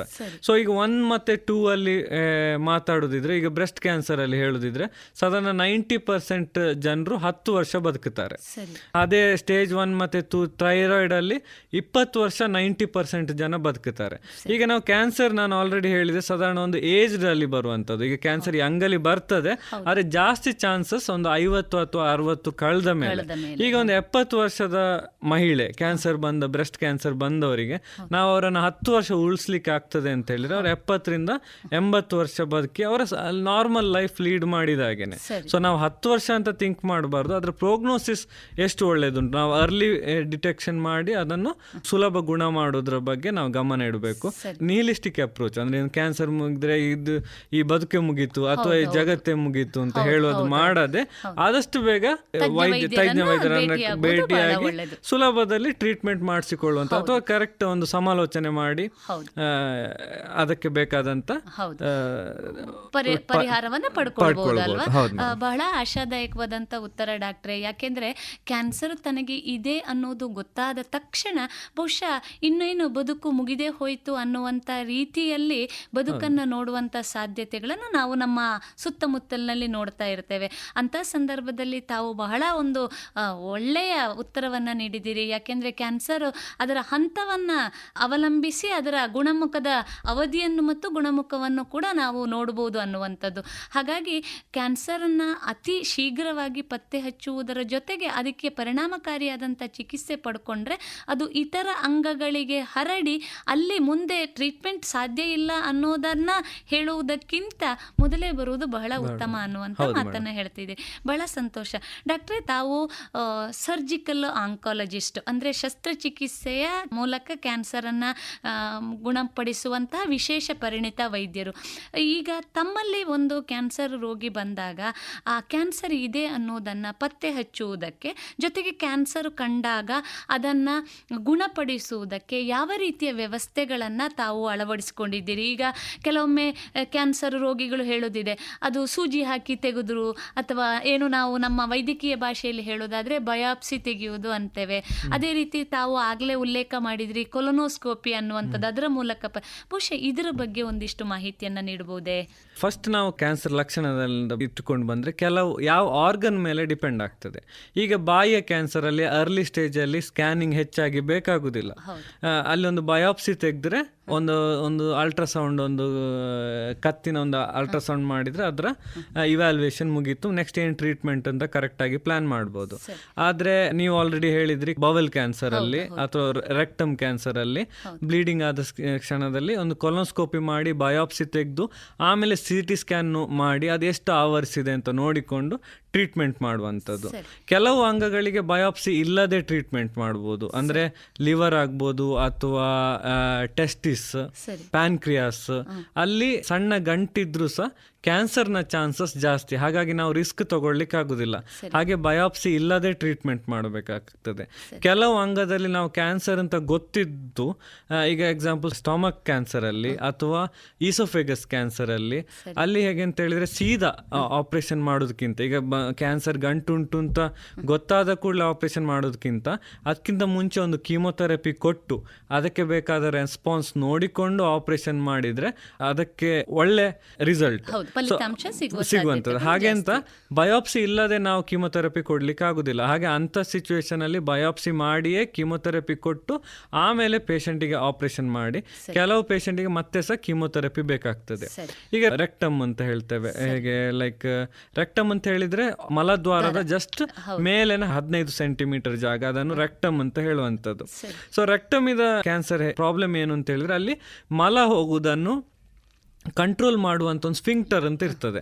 ಸೊ ಯಾವಾಗ ಆ ಜಾಗ ಆವರಿಸುವ ಚಾನ್ಸ್ ಜಾಸ್ತಿಯೋ ಅಥವಾ ನಾವು ಆಪರೇಷನ್ ಮಾಡುವಾಗ ಆ ಸ್ಫಿಂಕ್ಟರ್ ಅನ್ನು ಯಾವಾಗ ಪ್ರಿಸರ್ವ್ ಮಾಡ್ಲಿಕ್ಕೆ ಆಗೋದಿಲ್ವೋ ಆಗ ಪರ್ಮನೆಂಟ್ ಸ್ಟೋಮಾ ಚಾನ್ಸಸ್ ಜಾಸ್ತಿ. ಹಾಗಾಗಿ ಅಂಥ ಪೇಷಂಟಲ್ಲಿ ಹೇಗೆ ಫಸ್ಟ್ ರೇಡಿಯೇಷನ್ ಕೊಟ್ಟು ಆಪರೇಷನ್ ಮಾಡಿದ್ರೆ ಒಂದು ಸ್ಫಿಂಕ್ಟರ್ ಅನ್ನು ಪ್ರಿಸರ್ವ್ ಮಾಡುವ ಚಾನ್ಸಸ್ ಜಾಸ್ತಿ ಆಗ್ತದೆ. ಇನ್ನೊಂದು ಅದಕ್ಕಿಂತ ಮುಖ್ಯವಾಗಿ ಏನು ಅಂತ ಹೇಳಿದ್ರೆ 30-40% ಜನರಿಗೆ ವಾಪಸ್ ಬರುವಂತ ಚಾನ್ಸಸ್ ಅನ್ನು ಕಡಿಮೆ ಮಾಡುವಂತ ಚಾನ್ಸಸ್ ಇರ್ತದೆ. ಹಾಗಾಗಿ ಪ್ರತಿ ಯಾವ ಅಂಗಕ್ಕೂ ಜನರಲ್ ಆಗಿ ಒಂದು ಕ್ಯಾನ್ಸರ್ ಬಂದ್ರೆ ಹೀಗೆ ಅದಕ್ಕೆ ಇವ್ಯಾಲ್ಯೂಯೇಷನ್ ಅಥವಾ ಹೀಗೆ ಅದಕ್ಕೆ ಟ್ರೀಟ್ಮೆಂಟ್ ಅಂತಲ್ಲ, ಒಂದೊಂದು ಅಂಗಕ್ಕೂ ಸಹ. ಈಗ ಬ್ರೆಸ್ಟ್ ಕ್ಯಾನ್ಸರ್ ಅಂತ ತಗೊಂಡ್ರೆ, ಈಗ ಸಾಮಾನ್ಯ ಜನರಿಗೆ ಹೇಗೆ ಎಲ್ಲ ಬ್ರೆಸ್ಟ್ ಕ್ಯಾನ್ಸರ್ 4 ಸ್ಟೇಜ್ ಉಂಟು. ಅದು ಬಿಟ್ಟು ಬ್ರೆಸ್ಟ್ ಕ್ಯಾನ್ಸರ್ ಅಲ್ಲಿ ರಿಸೆಪ್ಟರ್ ಸ್ಟೇಟಸ್ ಅಂತ ಹೇಳ್ತೇವೆ, ER, PR ಮತ್ತೆ HER2 ಬೇರೆ ಸ್ಟೇಟಸ್ ನೋಡಿ ಆ ಪೇಷಂಟ್ ಅದರ ಅಗ್ರೆಸಿವ್ನೆಸ್ ಎಷ್ಟು, ಅದು ಮೈಲ್ಡ್ ಉಂಟಾ ಅಥವಾ ಎಷ್ಟು ಅಗ್ರೆಸಿವ್. ಈಗ triple negative, ER, PR, HER2 negative ಅಂತ ಪೇಷಂಟ್ ಇದು ಅಗ್ರೆಸಿವ್ ಆಗಿರುವ ಡಿಸೀಸಸ್ ಚಾನ್ಸಸ್ ಜಾಸ್ತಿ. ಅಂತ ಪೇಷಂಟಿಗೆ ನಾವು ಫಸ್ಟ್ ಕೀಮೊಥೆರಪಿ ಮಾಡಿಯೇ ಟ್ರೀಟ್ಮೆಂಟ್ ಮಾಡಿದ್ರೆ ಅವರಿಗೆ ರಿಸಲ್ಟ್ ಚೆನ್ನಾಗಿರುವಂಥದ್ದು. ಸೊ ಹಾಗಾಗಿ ಒಂದೊಂದು ಅಂಗ ಮಾತ್ರ ಅಲ್ಲ, ಅಂಗದಲ್ಲಿ ಸಹ ಕೆಲವು ವಿಚಾರವನ್ನು ನೋಡಿಕೊಂಡು ಅದಕ್ಕೆ ಬೇಕಾದಂತ ಟ್ರೀಟ್ಮೆಂಟ್ ಮಾಡುವಂಥದ್ದು ಉತ್ತಮ. ಯಾಕೆಂದ್ರೆ ಯಾವುದು ಕಾಯಿಲೆ ದೇಹದ ಯಾವ ಭಾಗದಲ್ಲಿದೆ ಅನ್ನೋದರ ಮೇಲೆ ಯಾವ ರೀತಿಯ ಚಿಕಿತ್ಸೆ ಅದಕ್ಕೆ ಬೇಕಾಗ್ತದೆ ಅನ್ನೋದನ್ನ ಕೂಡ ಅದರ ಮೇಲೆ ಅದರ ಅಗ್ರೆಸಿವ್ನೆಸ್, ಅದರ ಬಯಾಲಜಿ ಅಂತ ಹೇಳ್ತೇವೆ, ಕ್ಯಾನ್ಸರ್ ಬಯಾಲಜಿ, ಆ ಅಂಗ ಕ್ಯಾನ್ಸರ್ ಬಯಾಲಜಿ ನೋಡಿಕೊಂಡು ಸಹ ನಾವು ಟ್ರೀಟ್ಮೆಂಟ್ ಡಿಸೈಡ್ ಮಾಡಬೇಕಾಗ್ತದೆ. ಸರಿ ಡಾಕ್ಟ್ರೆ, ಇನ್ನೂ ಒಂದಿಷ್ಟು ನಾವು ಮಾಹಿತಿಯನ್ನ ನೀಡೋದಾದ್ರೆ ಈ ಬಯಾಪ್ಸಿ ಅಂದ್ರೆ ಏನು? ಬಹುಶಃ ಕ್ಯಾನ್ಸರ್ ಎಲ್ಲಿ ಇದೆ ಅನ್ನೋದು ಒಂದಿಷ್ಟು ನಾವು ಅದನ್ನು ನೋಡಿದಾಗ ಅಥವಾ ಅದನ್ನು ಮುಟ್ಟಿದಾಗ ಗೊತ್ತಾದ ಜಾಗದಿಂದ ಒಂದಿಷ್ಟು ಮಾಂಸದ ಅಂಶವನ್ನ ತೆಗೆದು ನಾವು ಅದನ್ನ ಪರೀಕ್ಷೆಗೆ ಒಳಪಡಿಸುವಂತದ್ದು. ಅದರಲ್ಲಿ ಬೇರೆ ಬೇರೆ ರೀತಿಯ ಬಯಾಪ್ಸಿ ಹೇಳ್ಬೋದು. ಈಗ ಬಾಯಿಯಲ್ಲಿ ಪಂಚ್ ಬಯಾಪ್ಸಿ ಅಂತ ಮಾಡ್ತೇವೆ, ಅದಕ್ಕಾದ ಒಂದು ಇನ್ಸ್ಟ್ರೂಮೆಂಟ್ ಉಂಟು. ಮೊದಲು ಹೇಗೆ ಪೇಷಂಟ್ ಅನ್ನು ಅನೆಸ್ಥಿಸಿಯಾ ಕೊಟ್ಟು ಆಪರೇಷನ್ ಮಾಡಿ ಬಯಾಪ್ಸಿ ತೆಗೆಯುವಂಥದ್ದು, ಈಗ ನಮ್ಮ ಅದಕ್ಕೆ ಬೇಕಾದ ಇನ್ಸ್ಟ್ರೂಮೆಂಟ್ ಒಂದು ಪಂಚ್ ಬಯಾಪ್ಸಿ. ಪೇಷಂಟಿಗೆ ನೋವು ಸಹ ಆಗುದಿಲ್ಲ, ಸಣ್ಣ ಆಫೀಸ್ ಪ್ರೊಸೀಜರ್ ಅಂತ ಹೇಳ್ಬೋದು. ಪೇಷಂಟ್ ಬೆಳಿಗ್ಗೆ ಬಂದ್ರೆ ನಮ್ಮ ಕ್ಲಿನಿಕ್ ನೋಡ್ತಾನೆ ಒಂದು ಅರ್ಧ ಗಂಟೆ ಒಳಗಡೆ ಪೇಷಂಟ್ ಅನ್ನು ವಾಪಸ್ ಕಳಿಸುವಂಥದ್ದು. ಹಾಗೆ ಫೈನ್ ನೀಡಲ್ ಆಸ್ಪಿರೇಷನ್ ಬಯಾಪ್ಸಿ ಅಂದ್ರೆ ಸೂಜಿ, ನಾವು ಇಂಜೆಕ್ಷನ್ ಕೊಡುವಂತ ಸೂಜಿಯಲ್ಲೇ ಕೆಲವು ಸೆಲ್ಸ್ ಅನ್ನು ಮಾತ್ರ ತೆಗೆದು ಟೆಸ್ಟ್ ಮಾಡುವಂಥದ್ದು. ಮತ್ತೆ ಇನ್ನೊಂದು ಟ್ರೂ ಕಟ್ ಬಯಾಪ್ಸಿ ಅಂತ, ಸ್ವಲ್ಪ ದಪ್ಪದ ಸೂಜಿ, ಲೋಕಲ್ ಅನೆಸ್ಥಿಸಿಯಾ ಬ್ರೆಸ್ಟ್ ಅಲ್ಲಿ ಮಾಡುವಂಥದ್ದು ಟ್ರೂ ಕಟ್ ಬಯಾಪ್ಸಿ. ಯಾಕಂದ್ರೆ FNAC ಅಲ್ಲಿ ಸೆನ್ಸಿಟಿವಿಟಿ 70%, ಆದ್ರೆ ಟ್ರೂ ಕಟ್ ಬಯಾಪ್ಸಿಯಲ್ಲಿ ಸೆನ್ಸಿಟಿವಿಟಿ 90 to 95% ಸೆನ್ಸಿಟಿವಿಟಿ ಇಂಪ್ರೂವ್ ಆಗ್ತದೆ. ಹಾಗಾಗಿ ಟ್ರೂ ಕಟ್ ಬಯಾಪ್ಸಿ ಸ್ವಲ್ಪ ದಪ್ಪದ ನೀಡಲ್, ಅದು ಸಹ ಹಾಗೆ ಮೊದಲು ಆಪರೇಷನ್ ಮಾಡಿ ಬಯಾಪ್ಸಿ ಮಾಡಿ ಒಂದು ಹೊಲಿಗೆ ಹಾಕಿ ಅನೆಸ್ಥಿಸಿಯಾ ಎಲ್ಲ ಬೇಕಾಗ್ತಿತ್ತು. ಈಗ ಆಫೀಸ್ ಪ್ರೊಸೀಜರ್, ಒಂದು ಗನ್ ಬರ್ತದೆ, ಗನ್ ಅಲ್ಲಿ ಒಂದು ಬಯಾಪ್ಸಿ ತೆಗೆದು ನಾವು ಕೂಡಲೇ ಟೆಸ್ಟ್ ರಿಸಲ್ಟ್ 4-5 ದಿನದಲ್ಲಿ ಟೆಸ್ಟ್ ರಿಸಲ್ಟ್ ಬರುವಂತದ್ದು. ಈಗ ಇನ್ನು ಬರ್ತಾ ಒಂದು ಲಿಕ್ವಿಡ್ ಬಯಾಪ್ಸಿ ಅಂತ. ಲಿಕ್ವಿಡ್ ಬಯಾಪ್ಸಿ ಹೇಗೆ ಅಂತ ಹೇಳಿದ್ರೆ ಬ್ಲಡ್ ಅಲ್ಲೇ, ಈಗ ಎಕ್ಸಾಂಪಲ್ ಲಂಗ್ ಕ್ಯಾನ್ಸರ್ ತಗೊಂಡ್ರೆ ಸ್ಟೇಜ್ 2 ಅಥವಾ ಸ್ಟೇಜ್ 3 ಅಲ್ಲಿ ಆಲ್ರೆಡಿ ಬ್ಲಡ್ ಅಲ್ಲಿ CTC ಅಂತ ಹೇಳ್ತೇವೆ, ಸರ್ಕ್ಯುಲೇಟಿಂಗ್ ಟ್ಯೂಮರ್ ಸೆಲ್ಸ್ ಅಂತ. ಆ ಸರ್ಕ್ಯುಲೇಟಿಂಗ್ ಟ್ಯೂಮರ್ ಸೆಲ್ಸ್ ಹೇಗೆ ನಾವು ಬ್ಲಡ್ ಇಂದ HB ನೋಡ್ತೇವೋ, ಟೋಟಲ್ ಕೌಂಟ್ ನೋಡ್ತೇವೋ, ಅದೇ ರೀತಿ CTC ಅನ್ನು ಹುಡುಕಿ ಪೈಕೋಗ್ರಾಮ್ ಲೆವೆಲ್ ಅಲ್ಲಿ ಸೆನ್ಸಿಟಿವಿಟಿ ಈಗ ಇನ್ನು ಮುಂದೆ, ಈಗ ಆಲ್ರೆಡಿ ಅದು ಕೆಲವು ಕಡೆ ರಿಸರ್ಚ್ ಲೆವೆಲ್ ಅಲ್ಲಿ ಆಲ್ರೆಡಿ ಯೂಸ್ ಮಾಡ್ತಾ ಇದ್ದಾರೆ. ಇನ್ನೊಂದು 5 ವರ್ಷದಲ್ಲಿ ಲಂಗ್ ಕ್ಯಾನ್ಸರ್ ಅಥವಾ ಲಂಗ್ ಟ್ಯೂಮರ್ ಇದ್ದವರಿಗೆ ಬಯಾಪ್ಸಿ ಮಾಡಬೇಕು ಅಂತ ಹೇಳಿಲ್ಲ. ರಕ್ತ ಒಂದು 1 ml ಬ್ಲಡ್ ತೆಗೆದು ಕ್ಯಾನ್ಸರ್ ಮಾತ್ರ ಅಲ್ಲ, ಯಾವ ಟೈಪ್ನ ಕ್ಯಾನ್ಸರ್ ಅಂತ ಹೇಳಿ ಸಹ ತಿಳ್ಕೊಳ್ಳೋ ಸಾಧ್ಯತೆ ಉಂಟು. ಆಧುನಿಕ ಚಿಕಿತ್ಸಾ ವಿಧಾನಗಳು, ಆಧುನಿಕ ಆವಿಷ್ಕಾರಗಳು ಬಹುಶಃ ಮಾನವನಲ್ಲಿ ರೋಗಗಳು ತೀವ್ರತೆಯನ್ನ ಕಂಡುಕೊಂಡಂತೆ ಅದಕ್ಕೆ ಉಪಶಮನಕಾರಿಯಾದಂಥ ವ್ಯವಸ್ಥೆಯನ್ನ ಕೂಡ ಮಾಡ್ತಾ ಇದೆ ಅನ್ನೋದನ್ನ ನಾವು ತುಂಬಾ ಸಂತೋಷದಿಂದ ಒಪ್ಪಿಕೊಳ್ಳಬೇಕಾಗತ್ತೆ. ಡಾಕ್ಟ್ರೆ, ಕೆಲವೊಂದು ಕ್ಯಾನ್ಸರಿಗೆ ಶಸ್ತ್ರಚಿಕಿತ್ಸೆಯ ಮೊದಲೇ ಕೆಲವೊಂದು ರೀತಿಯಾದಂಥ ವ್ಯವಸ್ಥೆಗಳು, ಅದು ರೇಡಿಯೋಥೆರಪಿ ಇರ್ಬೋದು ಅಥವಾ ಕೀಮೋಥೆರಪಿ, ಅದರ ಬಗ್ಗೆ ಹೇಳಿದ್ರಿ. ಕೆಲವೊಮ್ಮೆ ಶಸ್ತ್ರಚಿಕಿತ್ಸೆಯ ನಂತರ ಕೂಡ ಇದಕ್ಕೆ ಕೆಲವೊಂದು ಚಿಕಿತ್ಸೆಗಳ ಅಗತ್ಯ ಇದೆ. ಇದು ಏನು ಡಾಕ್ಟ್ರೆ? ಶಸ್ತ್ರಚಿಕಿತ್ಸೆಯ ಮೊದಲು ಕೆಲವೊಂದು ಕ್ಯಾನ್ಸರ್ಗಳಿಗೆ, ಜೊತೆಗೆ ಶಸ್ತ್ರಚಿಕಿತ್ಸೆಯ ನಂತರ ನೀಡುವಂಥ, ಈಗ ತಾವು ಆಗಲೇ ಉಲ್ಲೇಖ ಮಾಡಿದ ಹಾಗೆ ಆ ರೇಡಿಯೋಥೆರಪಿ ಇರ್ಬೋದು ಅಥವಾ ಕೀಮೋಥೆರಪಿ ಅಥವಾ ಇನ್ನಿತರ ಏನು ವಿಧಾನಗಳಿದೆ, ಇದ್ರ ಬಗ್ಗೆ ಒಂದಿಷ್ಟು ಮಾಹಿತಿಯನ್ನು ನೀಡಬಹುದೇ?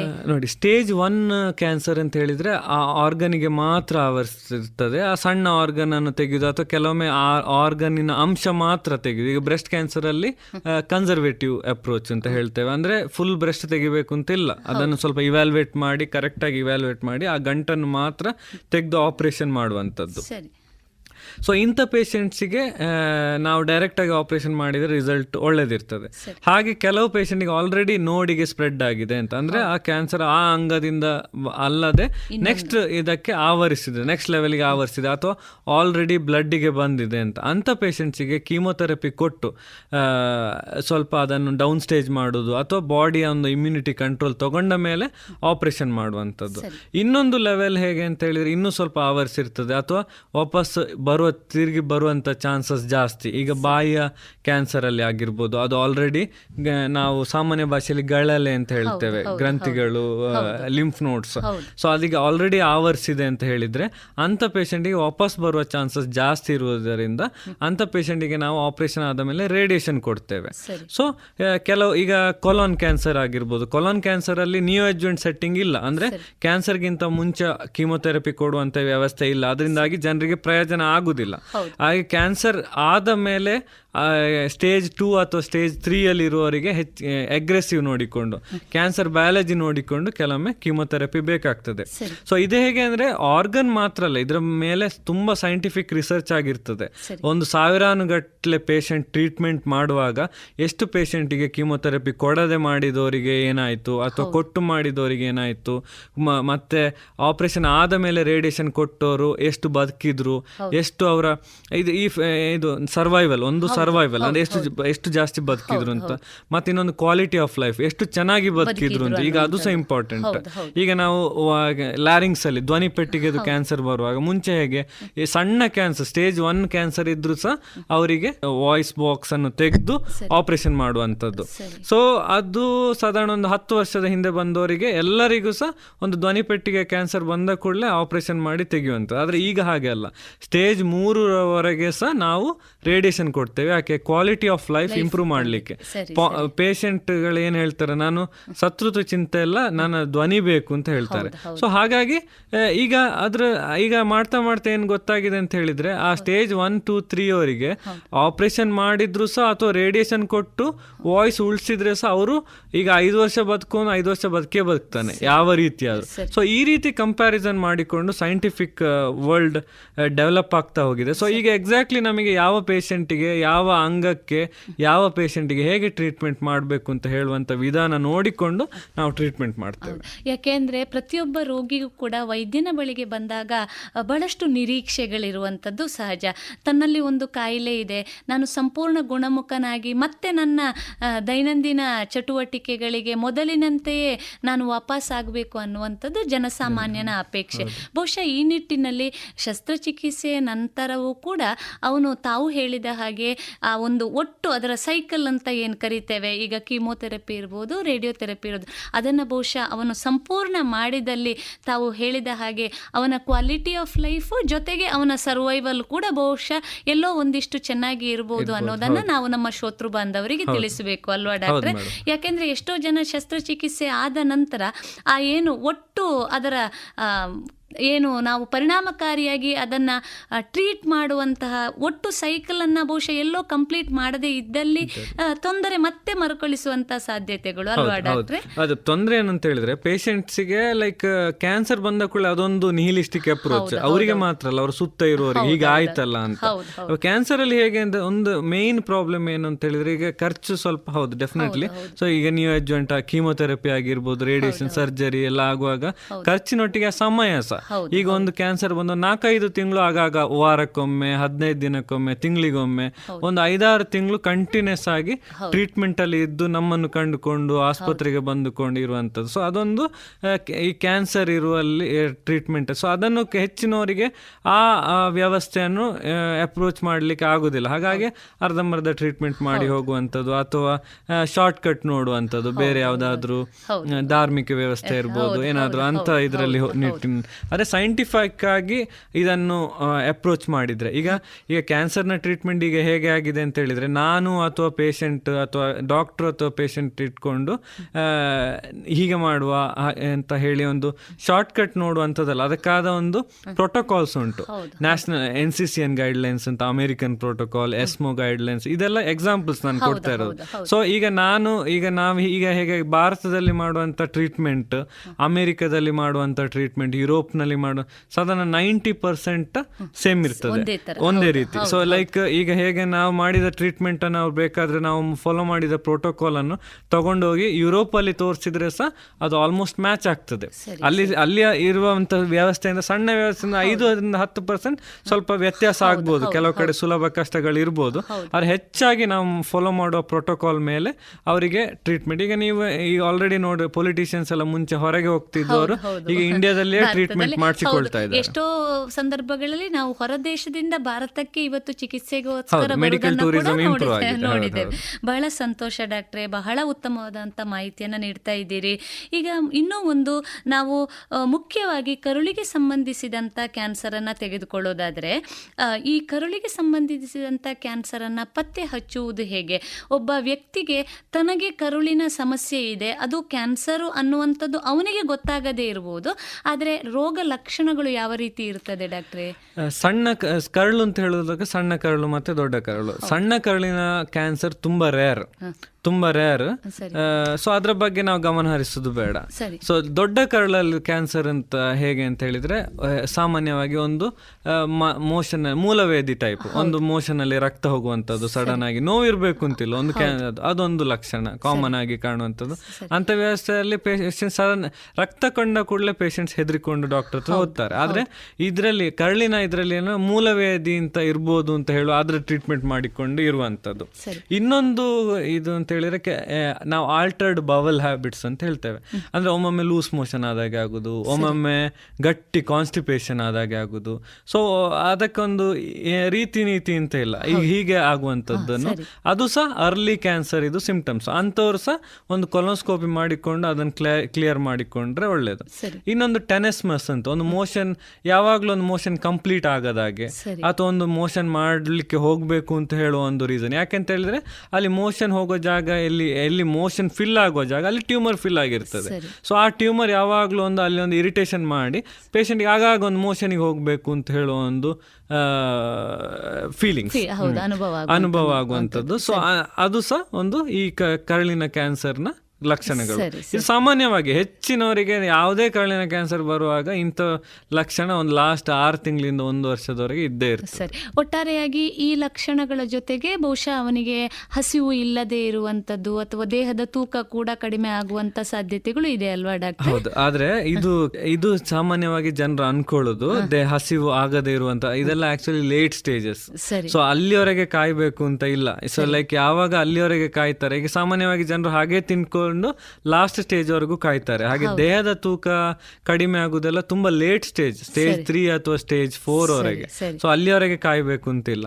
ಅರ್ಲಿ ಸ್ಟೇಜ್ ಅಲ್ಲಿ ದೇಹದ ತೂಕ ಕಡಿಮೆ ಆಗುದು ಅಂತ ಹೇಳಿದ್ರೆ ಒಂದು ಅನ್ನನಾಳದ ಕ್ಯಾನ್ಸರ್, ಇನ್ನೊಂದು ಸ್ಟಮಕ್ ಜಠರದ ಕ್ಯಾನ್ಸರ್, ಇದು ಎರಡರಲ್ಲಿ ಮಾತ್ರ ಅರ್ಲಿ ಸ್ಟೇಜ್ ಅಲ್ಲಿ ವೆಯ್ಟ್ ಲಾಸ್ ಆಗುವಂಥದ್ದು. ಸೊ ಇದ್ರ ಬಗ್ಗೆ ಜಾಸ್ತಿ ಫೋಕಸ್ ಮಾಡಬಾರ್ದು, ಯಾಕಂದ್ರೆ ಇದೆಲ್ಲ ಲೇಟ್ ಸ್ಟೇಜಸ್. ಹೌದು, ಯಾಕೆಂದ್ರೆ ಆ ಹಂತಕ್ಕೆ ಹೋದಾಗ ಮತ್ತೆ ನಮಗೆ ಟ್ರೀಟ್ಮೆಂಟ್ ಕೊಡುವುದು ಕೂಡ ಬಹುಶಃ ಎಲ್ಲೋ ಕಷ್ಟ ಆಗುವಂತದ್ದು. ಅಲ್ಲಿವರೆಗೆ ಕಾದುಕೊಂಡು ಪೇಷಂಟ್ಸ್ ಅವರಿಗೆ ಯಾವಾಗ್ಲೂ ವರ್ಸ್ಟ್ ಸಿಚುವೇಶನ್ ಮಾತ್ರ ನೆನ್ಪಿಟ್ಕೊಳ್ತಾರೆ. ಅಂದ್ರೆ ಕ್ಯಾನ್ಸರ್ ಅಂದ್ರೆ ಒಂದು ತುಂಬಾ ವೆಯ್ಟ್ ಲಾಸ್ ಆಗ್ಬೇಕು, ತುಂಬಾ ಸಪೂರ್ ಆಗಿರ್ತಾರೆ, ತೀರಾ ನೋವು ಇರ್ತದೆ, ಇದೆಲ್ಲ ಲಾಸ್ಟ್ ಸ್ಟೇಜ್ ನ ಲಕ್ಷಣಗಳು. ಸೊ ಅಲ್ಲಿವರೆಗೆ ಕಾಯದೆ ಅರ್ಲಿ ಸ್ಟೇಜ್ ಅಲ್ಲಿ ಟ್ರೀಟ್ಮೆಂಟ್ ಮಾಡಿಸಿಕೊಳ್ಳೋದು ಉತ್ತಮ. ಬಹಳ ಉಪಯುಕ್ತವಾದಂತ ಮಾಹಿತಿ ಡಾಕ್ಟ್ರೆ.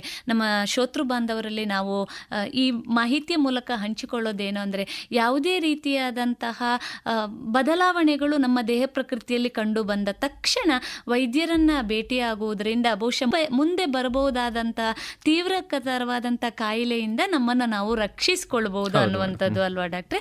ಬಹಳ ಸಂತೋಷ ಡಾಕ್ಟ್ರೆ. ಇನ್ನೂ ಒಂದು ಮುಖ್ಯವಾಗಿ ಈಗ ಮಹಿಳೆಯರಿಗೆ ಸಂಬಂಧಪಟ್ಟಂತೆ ಬೇರೆ ಬೇರೆ ಕ್ಯಾನ್ಸರ್ಗಳು ಮಹಿಳೆಯರನ್ನು ಕೂಡ ಕಾಡ್ತಾ ಇದೆ. ಅದರಲ್ಲಿ ಬಹುಮುಖ್ಯವಾಗಿ ನಾವು ಇವತ್ತು ತಗೊಳ್ಳೋದಾದರೆ ಸ್ತನದ ಕ್ಯಾನ್ಸರ್. ಈ ಸ್ತನದ ಕ್ಯಾನ್ಸರ್ ತಾವು ಆಗಲೇ ಉಲ್ಲೇಖ ಮಾಡಿದ್ರಿ, ಸ್ತನದಲ್ಲಿ ಗಡ್ಡೆಗಳ ರೀತಿಯಲ್ಲಿ ಮುಟ್ಟುವಾಗ ಸಿಗುವಂಥ ಗಂಟುಗಳಿರ್ಬೋದು, ಉಲ್ಲೇಖ ಮಾಡಿದ್ರಿ. ಆದರೂ ಇನ್ನೂ ಒಂದಿಷ್ಟು ಅದನ್ನು ಮತ್ತೆ ನಾವು ಅದರ ಬಗ್ಗೆ ಹೆಚ್ಚಿನ ಮಾಹಿತಿಯನ್ನು ತಿಳ್ಕೊಳ್ಳೋದಾದರೆ, ಈ ಸ್ತನದ ಕ್ಯಾನ್ಸರನ್ನು ಪತ್ತೆ ಹಚ್ಚುವ ವಿಧಾನ ಹೇಗೆ ಮತ್ತು ಅದಕ್ಕೆ ಚಿಕಿತ್ಸಾ ವಿಧಾನ ಹೇಗೆ? ಯಾಕೆಂದರೆ ಒಂದು ಮಹಿಳೆಗೆ ದೇಹದಲ್ಲಿ ಅತಿ ಪ್ರಮುಖವಾದ ಅಂಗವಾಗಿ ಇರುತ್ತದೆ.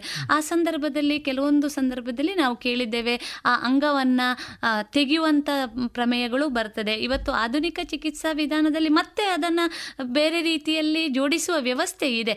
ಆದರೂ ಕೂಡ ಈ ಸ್ತನದ ಕ್ಯಾನ್ಸರನ್ನು ಪತ್ತೆ ಹಚ್ಚುವ ವಿಧಾನ ಹೇಗೆ ಮತ್ತು ಅದಕ್ಕೆ ಚಿಕಿತ್ಸಾ ವಿಧಾನ ಹೇಗೆ ಡಾಕ್ಟ್ರೇ? ಒಂದು ಆಲ್ರೆಡಿ ಹೇಳಿದ್ದೇನೆ, ನೀವು ಹೇಳಿದಾಗೆ ಒಂದು ಕ್ಯಾನ್ಸರ್ ಅಲ್ಲಿ ಗಂಟು ಬ್ರೆಸ್ಟ್ ಅಲ್ಲಿ ಸ್ತನದಲ್ಲಿ ಒಂದು ಗಂಟು ಕಾಣ್ಬೋದು, ಸಣ್ಣದಾಗಿ ಒಂದು ಅಲ್ಸರ್ನಾಗಿ ಕಾಣ್ಬೋದು, ಅಥವಾ ಚರ್ಮದಲ್ಲಿ ಸಣ್ಣ ಚೇಂಜಸ್, ನಿಪ್ಪಲಲ್ಲಿ ರಕ್ತ ಆಗುವಂಥದ್ದು, ಇದೆಲ್ಲ ಸಾಮಾನ್ಯವಾಗಿ ಕಾಣುವಂಥ ಲಕ್ಷಣಗಳು. ಸೊ ಇದನ್ನು ಸುಲಭವಾಗಿ ಹೇಗೆ ಪತ್ತೆ ಹಚ್ಚುದು ಅಂತ ಹೇಳಿದ್ರೆ, ಕ್ಯಾನ್ಸರ್ ಅಲ್ಲಿ ಬ್ರೆಸ್ಟ್ ಕ್ಯಾನ್ಸರ್ ನೋಡಿ ಸೂಪರ್ಫಿಷಿಯಲ್ ಆರ್ಗನ್, ಅದನ್ನು ಈಸಿಯಾಗಿ ಎಕ್ಸಾಮಿನ್ ಮಾಡ್ಬೋದು ಅಥವಾ ಪೇಷಂಟ್ಸ್ ಅವರವರಾಗೆ ನೋಡಿಕೊಳ್ಳುವಂಥದ್ದು. ಇದು ಸಹ ಮೀರಿ ವೆಸ್ಟರ್ನ್ ಕಲ್ಚರಲ್ಲಿ ಅಂದರೆ ಯುರೋಪಲ್ಲಿ ಆಗಿರ್ಬೋದು ಅಥವಾ ಅಮೆರಿಕದಲ್ಲಿ ಆಗಿರ್ಬೋದು ಬೆಸ್ಟ್ ಸ್ಕ್ರೀನಿಂಗ್ ಕ್ಯಾಂಪ್ಸನ್ನು ಸಾಮಾನ್ಯವಾಗಿ ಗೌರ್ಮೆಂಟ್ ಸ್ಪಾನ್ಸರ್ಡ್ ಆಗಿ ಮಾಡ್ತಾರೆ. 40 ವರ್ಷ ದಾಟಿದ ಮಹಿಳೆಯರು 70 ವರ್ಷದವರೆಗೆ 40 ವರ್ಷಕ್ಕೊಮ್ಮೆ ಹೋಗಿ ಬ್ರೆಸ್ಟ್ ಮ್ಯಾಮೋಗ್ರಾಮ್ ಮಾಡಿಸಿಕೊಳ್ಳುವಂಥದ್ದು. ಇಂಡಿಯಾದಲ್ಲಿ ಗೌರ್ಮೆಂಟ್ ಸ್ಪಾನ್ಸರ್ಡ್ ವ್ಯವಸ್ಥೆ ಇಲ್ಲ. ಸೊ ತಿಳಿದವರು ಹೋಗಿ ಅವರವರಾಗಿ ಹೋಗಿ ಮಾಡಿಸಿಕೊಳ್ಳುವಂಥದ್ದು. ಅದು ಹೆಚ್ಚಾಗಿ ಈಗ ಅವರ ಫ್ಯಾಮಿಲಿಯಲ್ಲಿ ಬ್ರೆಸ್ಟ್ ಕ್ಯಾನ್ಸರ್ ಉಂಟು ಅಂತ ಹೇಳಿ ಸೊ ಅಂತ ಹೈ ರಿಸ್ಕ್ ಇರುವವರು ಡೆಫಿನೆಟ್ ಆಗಿ ಮಾಡಿಸಿಕೊಳ್ಳುವಂಥದ್ದು. ಈಗ ಟ್ರೀಟ್ಮೆಂಟ್ ಹೇಗೆ ಅಂತ ಹೇಳುವಂಥದ್ದು, ಈಗ ಸ್ಟೇಜ್ 3 ಸ್ಟೇಜ್ 4 ಸ್ಟೇಜ್ 3 ದಾಟಿರುವವರು ಫಸ್ಟ್ ಕೀಮೊಥೆರಪಿ ಕೊಟ್ಟು ಆಪರೇಷನ್ ಮಾಡಿಸಿಕೊಳ್ಳುವಂಥದ್ದು. ಮತ್ತೆ ಅರ್ಲಿ ಸ್ಟೇಜ್ ಬಗ್ಗೆ ನಾನು ಯಾವಾಗಲೂ ಅದರ ಬಗ್ಗೆನೇ ನಾನು ಜಾಸ್ತಿ ಸ್ಟ್ರೆಸ್ ಮಾಡ್ತಾ ಇರ್ತೇನೆ. ಸ್ಟೇಜ್ 1 ಮತ್ತೆ ಸ್ಟೇಜ್ 2 ಬ್ರೆಸ್ಟ್ ಕ್ಯಾನ್ಸರ್ ಅಲ್ಲಿ ಫುಲ್ ಬ್ರೆಸ್ಟ್ ತೆಗೆಯುವ ವ್ಯವಸ್ಥೆ ಬೇಡ.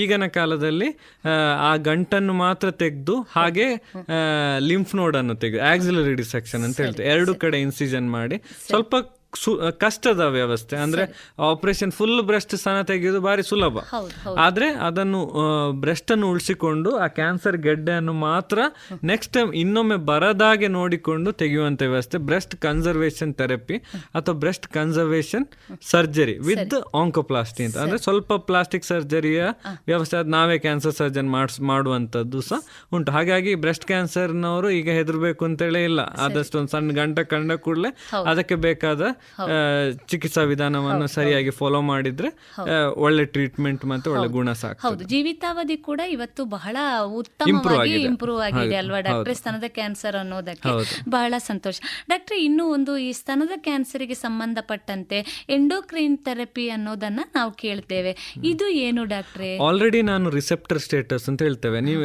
ಸಾಮಾನ್ಯ ಜನರಿಗೆ ಹೇಗೆ ಬ್ರೆಸ್ಟ್ ಕ್ಯಾನ್ಸರ್ ಅಂತ ಹೇಳಿದ್ರೆ ಒಂದು ಬ್ರೆಸ್ಟ್ ಕ್ಯಾನ್ಸರ್, ಆದ್ರೆ ನಮಗೆ ಹಾಗೆಲ್ಲ. ಬ್ರೆಸ್ಟ್ ಕ್ಯಾನ್ಸರ್ ಒಳಗಡೆ ಬಯಾಲಜಿ ನೋಡ್ತೇವೆ, ಸೊ ಅದರ ರಿಸೆಪ್ಟರ್ ಸ್ಟೇಟಸ್ ನೋಡ್ತೇವೆ. ಸೊ ಸ್ತನದ ಕ್ಯಾನ್ಸರ್ ಅಲ್ಲಿ ಇಸ್ಟ್ರೋಜನ್ ಮತ್ತೆ ಪ್ರೊಜೆಸ್ಟ್ರಾನ್ ರಿಸೆಪ್ಟರ್ಸ್ ಇದ್ದಂಥವರಿಗೆ, ಎಲ್ರಿಗೂ ಇರಬೇಕು ಅಂತಿಲ್ಲ, ಸಾಧಾರಣ 40-60% ಜನರಿಗೆ ಈ ರಿಸೆಪ್ಟರ್ ಸ್ಟೇಟಸ್ ಇರ್ತದೆ. ಸೊ ಈ ರಿಸೆಪ್ಟರ್ ಸ್ಟೇಟಸ್ ಇದ್ದ ಕ್ಯಾನ್ಸರ್ನವರಿಗೆ ಕ್ಯಾನ್ಸರ್ ತೆಗೆದ ಮೇಲೆ ಅದಕ್ಕೆ ಆಂಟಿ ಇಸ್ಟ್ರೋಜನ್ ಟ್ರೀಟ್ಮೆಂಟ್, ಈಗ ಇದು ಏಜ್ ರಿಲೇಟೆಡ್ ಒಂದು ಟಮಾಕ್ಸಿಫಿನ್, ಯಂಗಿನವರಾದ್ರೆ ಒಂದು 50 ವರ್ಷದ ಒಳಗಿನವರಿಗೆ ಮುಟ್ಟು ನಿಲ್ಲುವ ಮುಂಚೆನೆ ಕ್ಯಾನ್ಸರ್ ಬಂದವರಿಗೆ ಟಮಾಕ್ಸಿಫಿನ್ ಆಗಿರ್ಬೋದು.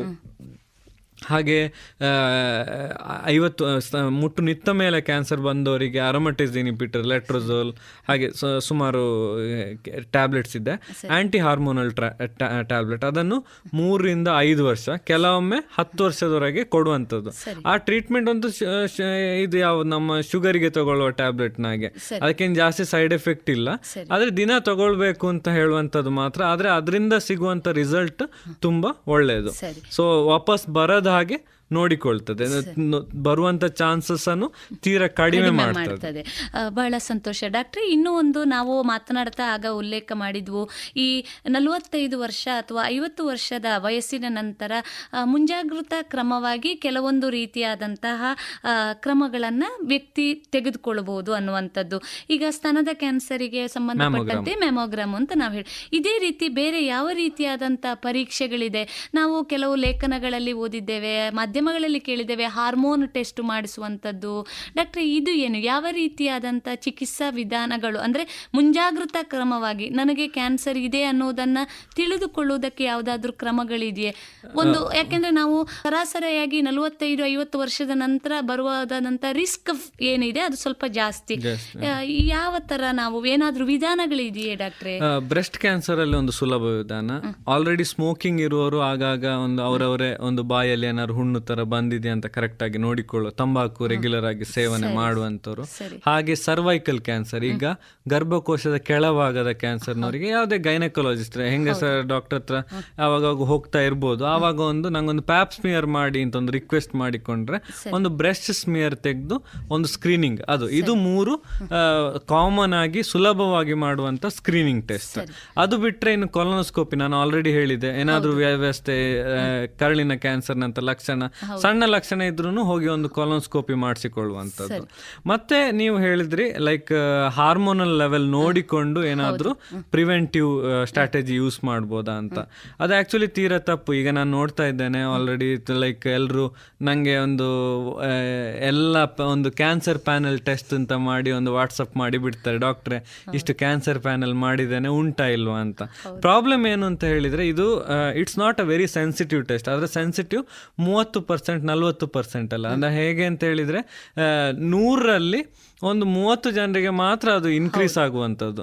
ಸೊ ಈಗ ನಾವೀಗ ಎಕ್ಸಾಂಪಲ್ ತಗೊಳ್ತೇನೆ, ಕರುಳಿನ ಕ್ಯಾನ್ಸರ್ ಅಲ್ಲಿ CEA ಕಾರ್ಸಿನೋ ಎಂಬ್ರಿಯೋನಿಕ್ ಆಂಟಿಜನ್ ಅಂತ ಹೇಳುವ ಎನ್ಸೈಮ್ ಲೆವೆಲ್ ಅನ್ನು ನೋಡ್ತೇವೆ ನಾವು, CEA. ಆದರೆ ಎಲ್ಲಾ ಕರುಳಿನ ಕ್ಯಾನ್ಸರ್ ಇರುವವರಿಗೆ CEA ಇನ್ಕ್ರೀಸ್ ಆಗಬೇಕು ಅಂತಿಲ್ಲ.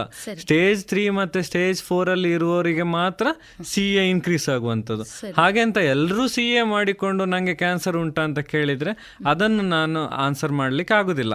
ಹೆಚ್ಚಿನ ಸಂಘ ಸಂಸ್ಥೆಗಳು ನನ್ನ ಹತ್ರ ಬಂದು ಕೇಳ್ತಾರೆ, ಸರ್ ಒಂದು ಕ್ಯಾನ್ಸರ್ ಸ್ಕ್ರೀನಿಂಗ್ ಮಾಡುವ, ಒಂದು ಬ್ಲಡ್ ಪ್ರೋಟೋಕಾಲ್ ಟೆಸ್ಟ್ ಮಾಡುವ ಅಂತ. But I always discourage that. ಯಾಕಂದ್ರೆ ಜನರಿಗೊಂದು ತಪ್ಪು ಇಂಪ್ರೆಷನ್ ಕೊಟ್ಟಾಗೆ, ಒಂದು ಪ್ಯಾನಲ್ ಮಾಡಿ ನೋಡಿದ ಕೂಡಲೇ ನಂಗೆ ಕ್ಯಾನ್ಸರ್ ಇಲ್ಲ ಅಂತ ಅನ್ಕೊಂಡು ಓವರ್ ಕಾನ್ಫಿಡೆಂಟ್ ಆಗಿ ಅವರು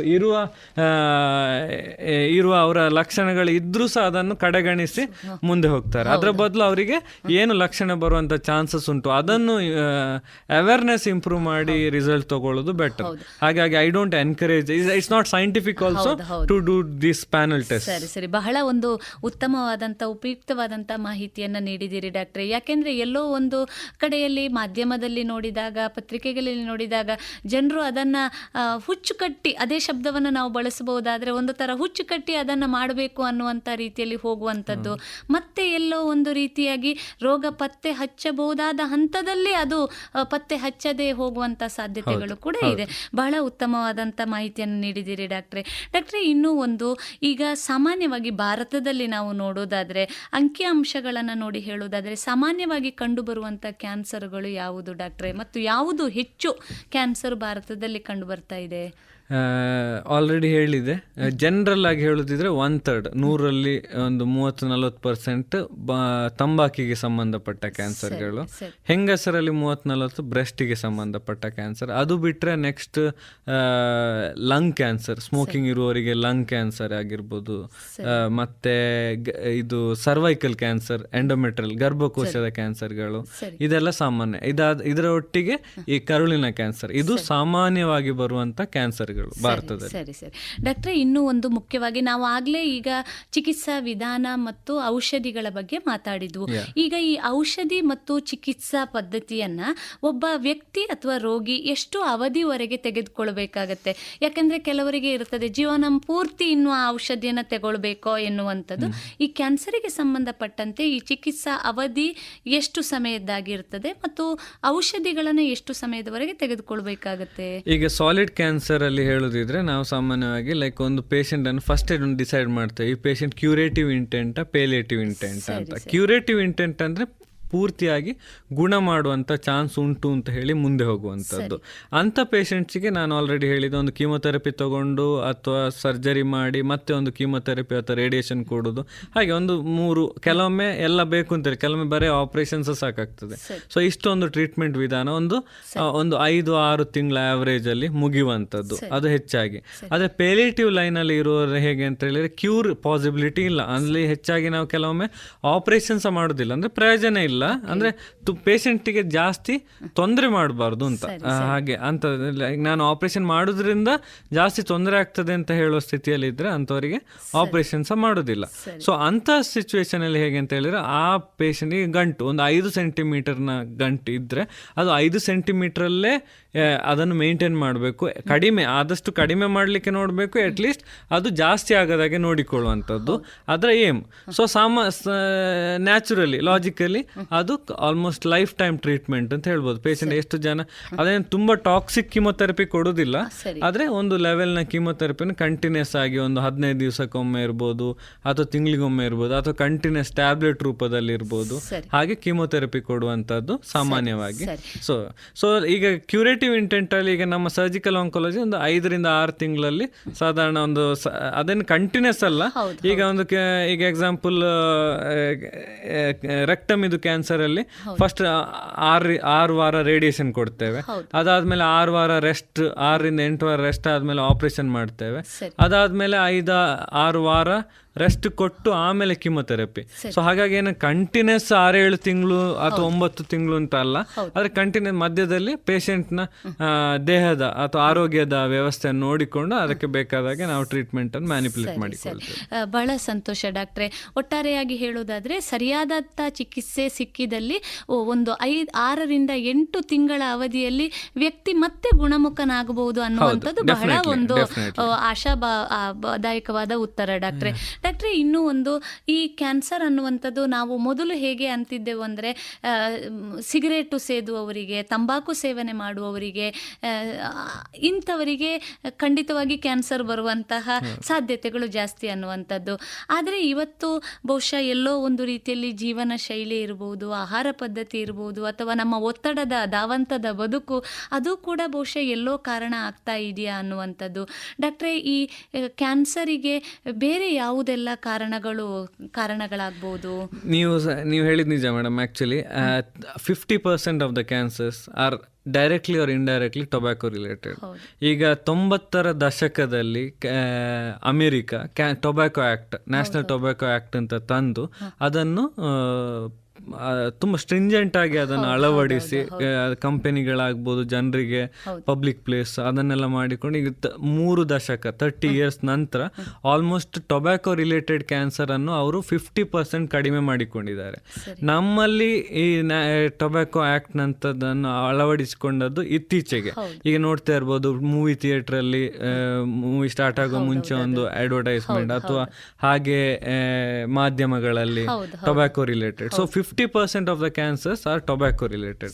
ನೆಕ್ಸ್ಟ್, ಹೌದು, ಜೀವನ ಶೈಲಿ, ನಮ್ಮ ಸ್ಟ್ರೆಸ್ಫುಲ್ ಲೈಫ್ ಆಗಿರ್ಬೋದು, ಅಥವಾ ಈಗ ಆಕ್ಟಿವಿಟೀಸ್. ಈಗ ಕೆಲವು ಕ್ಯಾನ್ಸರ್ ಒಬೆಸಿಟಿಯಿಂದ ಬ್ರೆಸ್ಟ್ ಕ್ಯಾನ್ಸರ್ನ ಚಾನ್ಸಸ್ ಜಾಸ್ತಿ, ಎಂಡೋಮೆಟ್ರಿಯಂ ಕ್ಯಾನ್ಸರ್ಸ್ ಜಾಸ್ತಿ, ಹಾಗೆ ಬಾಡಿ ಮಾಸ್ ಇಂಡೆಕ್ಸ್ ಅಂದರೆ ಸ್ವಲ್ಪ ಹೆಲ್ದಿ ಲೈಫ್ ಸ್ಟೈಲ್ ಮೇಂಟೈನ್ ಮಾಡಿದರೆ ಅಂಥ ಕ್ಯಾನ್ಸರ್ ಬರುವಂಥ ಚಾನ್ಸಸ್ ಕಡಿಮೆ. ಹಾಗೆ ಹೆಲ್ದಿ ಫುಡ್, ಈಗ ಹೆಚ್ಚಾಗಿ ಹೇಗೆ ಅಂತ ಹೇಳಿದರೆ ಫರ್ಟಿಲೈಸರ್ಸ್, ಅಥವಾ ಆದರೆ ಜನಸಂಖ್ಯೆ ಜಾಸ್ತಿ ಆಗ್ತಾ ಇದ್ದಾಗೆ ಪ್ರೊಡಕ್ಷನ್ಸ್ ಜಾಸ್ತಿ ಆಗಬೇಕು. ಸೊ ಹಾಗಾಗಿ ಕೀಟನಾಶಕಗಳು ಅಥವಾ ಪೆಸ್ಟಿಸೈಡ್ಸ್ ಯೂಸಸ್ ಜಾಸ್ತಿ. Directly R indirectly those are all health, life style related activities ಅಂತೇಳಿ ಹೇಳ್ಬೋದು. ಸೊ ಇದೆಲ್ಲ ಕ್ಯಾನ್ಸರ್ ಪೂರಕ. ಹೌದು. ಇನ್ನೂ ಒಂದು ಡಾಕ್ಟ್ರೆ, ಈ ತುಂಬಾ ಜನರು ಕೇಳುವುದೇ ಪ್ರಶ್ನೆ ಇದೆ, ಕ್ಯಾನ್ಸರ್ ಅನ್ನುವಂಥದ್ದು ಆನುವಂಶಿಕವಾಗಿ ಬರುವಂಥದ್ದು, ಜೆನೆಟಿಕಲ್ಲಿ, ಅಂದ್ರೆ ತಂದೆಗೆ ಇತ್ತು ಅಥವಾ ಅಜ್ಜಿಗೆ ಇತ್ತು, ಅಜ್ಜನಿಗೆ ಇತ್ತು, ಇದಕ್ಕೆ ತಾವು ಏನು ಹೇಳಬಯಸ್ತೀರಿ? ಇದು ಭಾರಿ ಒಳ್ಳೆ ಕ್ವಶನ್. ಯಾಕೆ ಅಂತ ಹೇಳಿದ್ರೆ, ಸಾಮಾನ್ಯವಾಗಿ ಜನರಲ್ಲಿ ಹೇಗೆ ಅಂತ ಹೇಳಿದ್ರೆ, ಒಬ್ಬನಿಗೆ ಕ್ಯಾನ್ಸರ್ ಬಂದ್ರೆ ಆ ಫ್ಯಾಮಿಲಿಯಲ್ಲಿ ಆ ಫ್ಯಾಮಿಲಿ ಕ್ಯಾನ್ಸರ್ ರಿಲೇಟೆಡ್ ಅಂತ. ಅದು ಆಕ್ಚುಲಿ ಹಾಗೆಲ್ಲ. ಒಂದು 3% ಸಾಧ್ಯತೆ, only 3% chances that any cancer can be a genetic. Genetically 2 ಬರ್ತದೆ. ಒಂದು, anything can be genetic, but what we are leading to ನಾವು ಇಸ್ ಅ ಫೆಮಿಲಿಯಲ್. ಸೊ ತಲೆತಲಾಂತರದಲ್ಲಿ ಬರುವಂಥ ಕ್ಯಾನ್ಸರ್ಗಳು. ಸೊ ಅದು ಆ ಕ್ಯಾನ್ಸರ್ ಪ್ಯಾಟರ್ನ್ ಹೇಗೆ ಇರ್ತದೆ ಅಂತ ಹೇಳಿದ್ರೆ, ಒಂದು 2-3 ತಲೆಮಾರು ಕಂಟಿನ್ಯೂಸ್. ಈಗ ಬ್ರೆಸ್ಟ್ ಕ್ಯಾನ್ಸರ್ ಅನ್ನೇ ತಗೊಳ್ಳೋ, BRCA mutations, breast cancer antigen mutation ಅಂತ ಹೇಳುವಂಥ ಬ್ರಾಕಾ 1 ಮತ್ತು 2 ಮ್ಯೂಟೇಷನ್ ಅಲ್ಲಿ ಬರುವಂಥದ್ದು.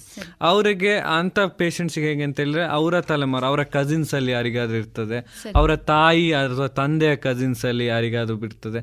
ಹಾಗೆ it's a very obvious pattern. So ಹಾಗೆ ಅಂತ ಒಬ್ರಿಗೆ, ಈಗ ನಮ್ಮಲ್ಲಿ ಈಗ ತಾಯಿಗೆ ಕ್ಯಾನ್ಸರ್ ಇದ್ದವರಿಗೆ ಆ ಹೆಣ್ಣು ಮಗುವಿಗೆ ಒಂದು ಮದುವೆಯ ಟೈಮ್ ಬರುವಾಗ ಅವರಿಗೆ ಅದು ಕ್ಯಾನ್ಸರ್ ಫ್ಯಾಮಿಲಿ ಅಂತ ಹೇಳಿಕೊಂಡು ಅದರ ಬಗ್ಗೆ ಒಂದು ಅಪಪ್ರಚಾರ, ನಂಬಿಕೆ ಮಾಡಿಕೊಂಡು ತೊಂದರೆ ಬರುವಂಥದ್ದು. ಸೊ ಹಾಗೆ ಆದ ಕೂಡಲೇ ಇದು ಸಾಮಾನ್ಯವಾಗಿ ಬರ್ತದೆ. ನನ್ನ ಪೇಷಂಟ್ಸ್ ಬಂದು ಕೇಳ್ತಾರೆ, ಆಗ ನಾನು ಹೇಳ್ತೇನೆ, ಹುಡುಗನ ಪಾರ್ಟಿಯನ್ನು ಕರ್ಕೊಂಡು ಬನ್ನಿ, ನಾನು ಮಾತಾಡಿ ಅದನ್ನು ಹಾಗೆ ಒಂದು 2-3 ಜನರು ಬಂದು ನನ್ನ ಹತ್ರ ಮಾತಾಡಿಕೊಂಡು they have married and they are happy now. ಬಹಳ ಆಶಾದಾಯಕವಾದಂಥ ಉತ್ತರ ಡಾಕ್ಟ್ರೆ. ಯಾಕೆಂದ್ರೆ ಇವತ್ತು ನಮ್ಮ ಸಮಾಜದಲ್ಲಿ ಇದೊಂದು ರೀತಿಯಲ್ಲಿ ಪಿಡುಗಿನ ರೀತಿಯಲ್ಲಿ ಎಲ್ಲೋ ಬಾಧಿಸುವಂಥದ್ದು ಇದೆ. ಕ್ಯಾನ್ಸರು ಆನುವಂಶಿಕವಾಗಿ ಬರುವಂಥದ್ದು ಅನ್ನುವಂಥದ್ದು ಬಹಳ ಉಪಯುಕ್ತವಾದಂಥ ಮಾಹಿತಿಯನ್ನು ನೀಡಿದ್ರಿ ಡಾಕ್ಟ್ರೆ. ಇನ್ನೂ ಒಂದು ಮುಖ್ಯವಾಗಿ ತನ್ನ ಕ್ಯಾನ್ಸರ್, ಯಾಕೆಂದರೆ ನಾವು ಮುಖ್ಯವಾಗಿ ಸಿನಿಮಾಗಳಲ್ಲಿ, ಮಾಧ್ಯಮಗಳಲ್ಲಿ ನೋಡ್ತೇವೆ, ಕ್ಯಾನ್ಸರ್ ಅಂದ ತಕ್ಷಣ ವಿಪರೀತವಾದಂಥ ನೋವು ಅನ್ನುವಂಥದ್ದು. ಬಹುಶಃ ನೋವು ಇರುವ ಅದರ ಹಂತ ಸ್ಥಳವನ್ನು ಅವಲಂಬಿಸಿ ನೋವು ಇರಬಹುದು. ಈ ಕ್ಯಾನ್ಸರಿನಲ್ಲಿ ನೋವು ನಿವಾರಕ ಔಷಧಿಗಳು ಬಳಕೆ ಇದೆ ಅನ್ನೋದನ್ನು ನಾವು ಕೇಳಿ ತಿಳಿದಿದ್ದೇವೆ. ಈ ನೋವು ನಿವಾರಕ ಔಷಧಿಗಳು ಏನು ಮತ್ತು ಅದರ ತೆಗೆದುಕೊಳ್ಳುವಿಕೆ ಅಥವಾ ರೋಗಿಗೆ ನೀಡುವಿಕೆ ಯಾವ ರೀತಿ ಇರ್ತದೆ ಡಾಕ್ಟ್ರೇ? ಫಸ್ಟ್ ಪಾರ್ಟ್, ನೀವು ಮಾಧ್ಯಮದಲ್ಲಿ ಕ್ಯಾನ್ಸರ್ ಅನ್ನು ಹೇಗೆ ತೋರಿಸ್ತಾರೆ ಅಂತ ಹೇಳೋದನ್ನು ವೆರಿ ಇಂಟ್ರೆಸ್ಟಿಂಗ್ ಆ್ಯಕ್ಚುಲಿ. ಯಾಕೆಂದರೆ ಕ್ಯಾನ್ಸರ್ ರೋಗಿಯನ್ನು ತೋರಿಸೋದೇ ಹಾಗೆ, ಒಂದು ಫುಲ್ ಕೂದಲು ಹೋಗಿ ಬಾಲ್ಡ್ ಆಗಿರ್ತದೆ, ತೀರಾ ಲೀನ್, ತುಂಬ ಸಪುರಾಗಿ ಫುಲ್ ನೋವಲ್ಲಿ ಅನುಭವಿಸ್ತಿರ್ತಾರೆ.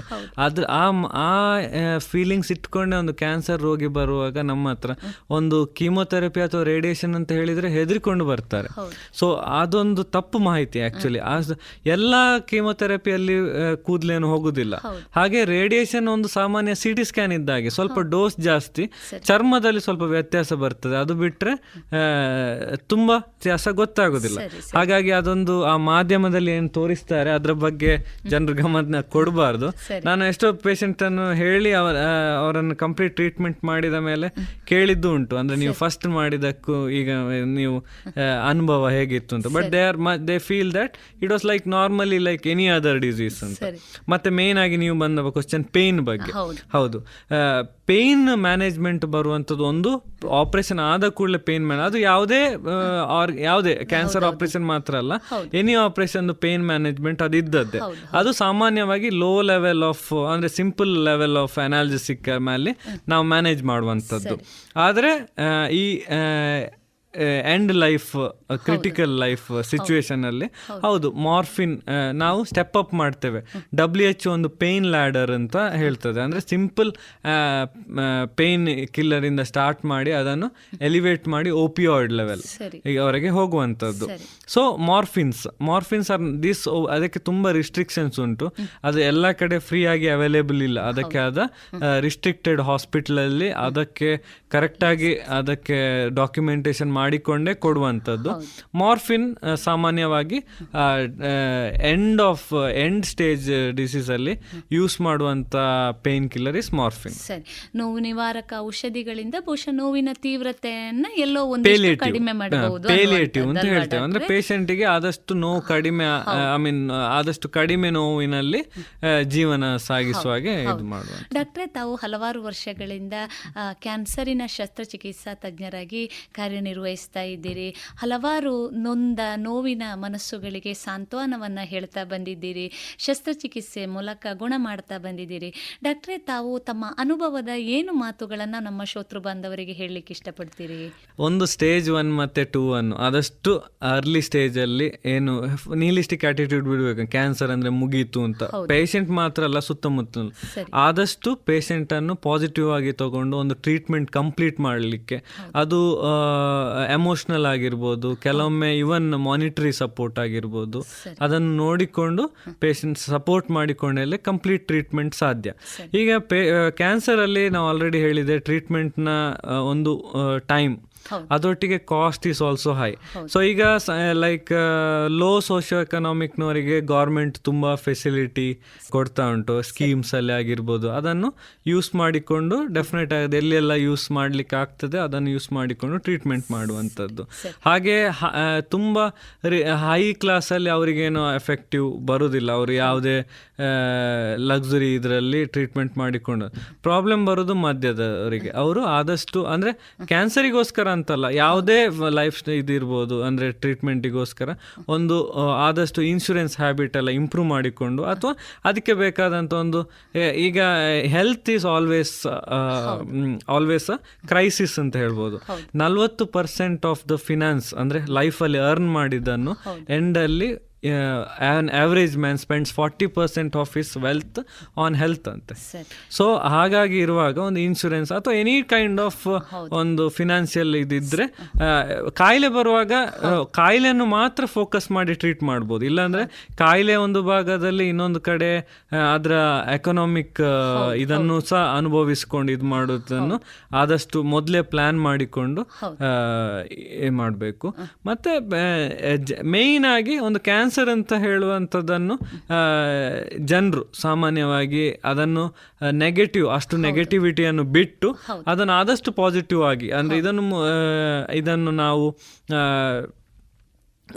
ಟುಗೆದರ್ ವಿ ಕ್ಯಾನ್ ಅಂತ, ಅದು WHO ಈಗದು ಕಾಲ್ ವರ್ಲ್ಡ್ ಕ್ಯಾನ್ಸರ್ ಡೇದು. ಅಂದ್ರೆ ಯಾವುದೇ ಲೆವೆಲ್ ಅಲ್ಲಿ ಒಂದು ಸಂಘ ಸಂಸ್ಥೆ ಆಗಿರ್ಬೋದು ಅಥವಾ ಇಂಡಿವಿಜುವಲ್, ನಾನು ಡಾಕ್ಟರ್ ಆಗಿರ್ಬೋದು, ನೀವು ಒಂದು ನಿಮ್ಮ ಸೋಷಿಯಲ್ ಆಕ್ಟಿವಿಟೀಸ್ ಥ್ರೂ ಆಗಿರ್ಬೋದು, ಹಾಗೆ ನಾವು ಆದಷ್ಟು ಅದನ್ನ ಅವೇರ್ನೆಸ್ ಆಗಿರ್ಬೋದು ಎಲ್ಲ ನಮಗೆ ಆದ ಶಕ್ತಿಯಿಂದ ನಾವು ಅದನ್ನು ಫೇಸ್ ಮಾಡುವಂತ ಇದನ್ನ ಪೇಷಂಟ್ಸಿಗೆ ಶಕ್ತಿಯನ್ನು ಪೂರೈಸಲಿಕ್ಕೆ ಟ್ರೈ ಮಾಡಬೇಕು. ಡಾಕ್ಟ್ರೇ, ಬಹಳ ಉಪಯುಕ್ತವಾದಂಥ ಮಾಹಿತಿ.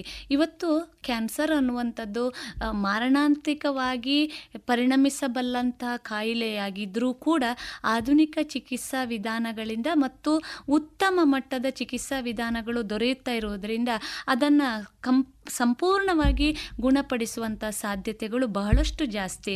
ಆದರೂ ಕೂಡ ಕ್ಯಾನ್ಸರ್ ತನಗೆ ಇದೆ ಅನ್ನೋದನ್ನು ಅರಿತುಕೊಂಡ ತಕ್ಷಣ ಒಬ್ಬ ವ್ಯಕ್ತಿ ಬಹಳಷ್ಟು ಮಾನಸಿಕವಾಗಿ ಕುಗ್ಗಿ ಹೋಗುವಂಥ ಸಾಧ್ಯತೆಗಳಿದೆ.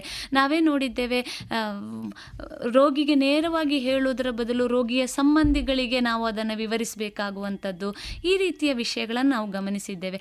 ಡಾಕ್ಟ್ರೇ, ಈಗ ಒಬ್ಬ ವ್ಯಕ್ತಿಗೆ ಕ್ಯಾನ್ಸರ್ ಇದೆ ಅನ್ನೋದು ಗೊತ್ತಾದ ತಕ್ಷಣ ಮತ್ತು ಅವನಿಗೆ ಶಸ್ತ್ರಚಿಕಿತ್ಸೆಯ ನಂತರ ಅದರಲ್ಲಿ ಏನು ಪರಿಣಾಮಕಾರಿಯಾಗಿ ನಾವು ಅವರಿಗೆ ಚಿಕಿತ್ಸೆ ನೀಡಿದ ನಂತರ ಅವರನ್ನು ನೋಡಿಕೊಳ್ಳುವಂತಹ ಅವರ ಮನೆಯವರಿಗೆ, ಬಂಧುಗಳಿಗೆ ಅಥವಾ ಒಟ್ಟಾರೆಯಾಗಿ ಆ ವ್ಯವಸ್ಥೆಯಲ್ಲಿ ತೊಡಗಿಸಿಕೊಂಡವರಿಗೆ ತಾವು ಏನು ಹೇಳ ಬಯಸ್ತೀರಿ?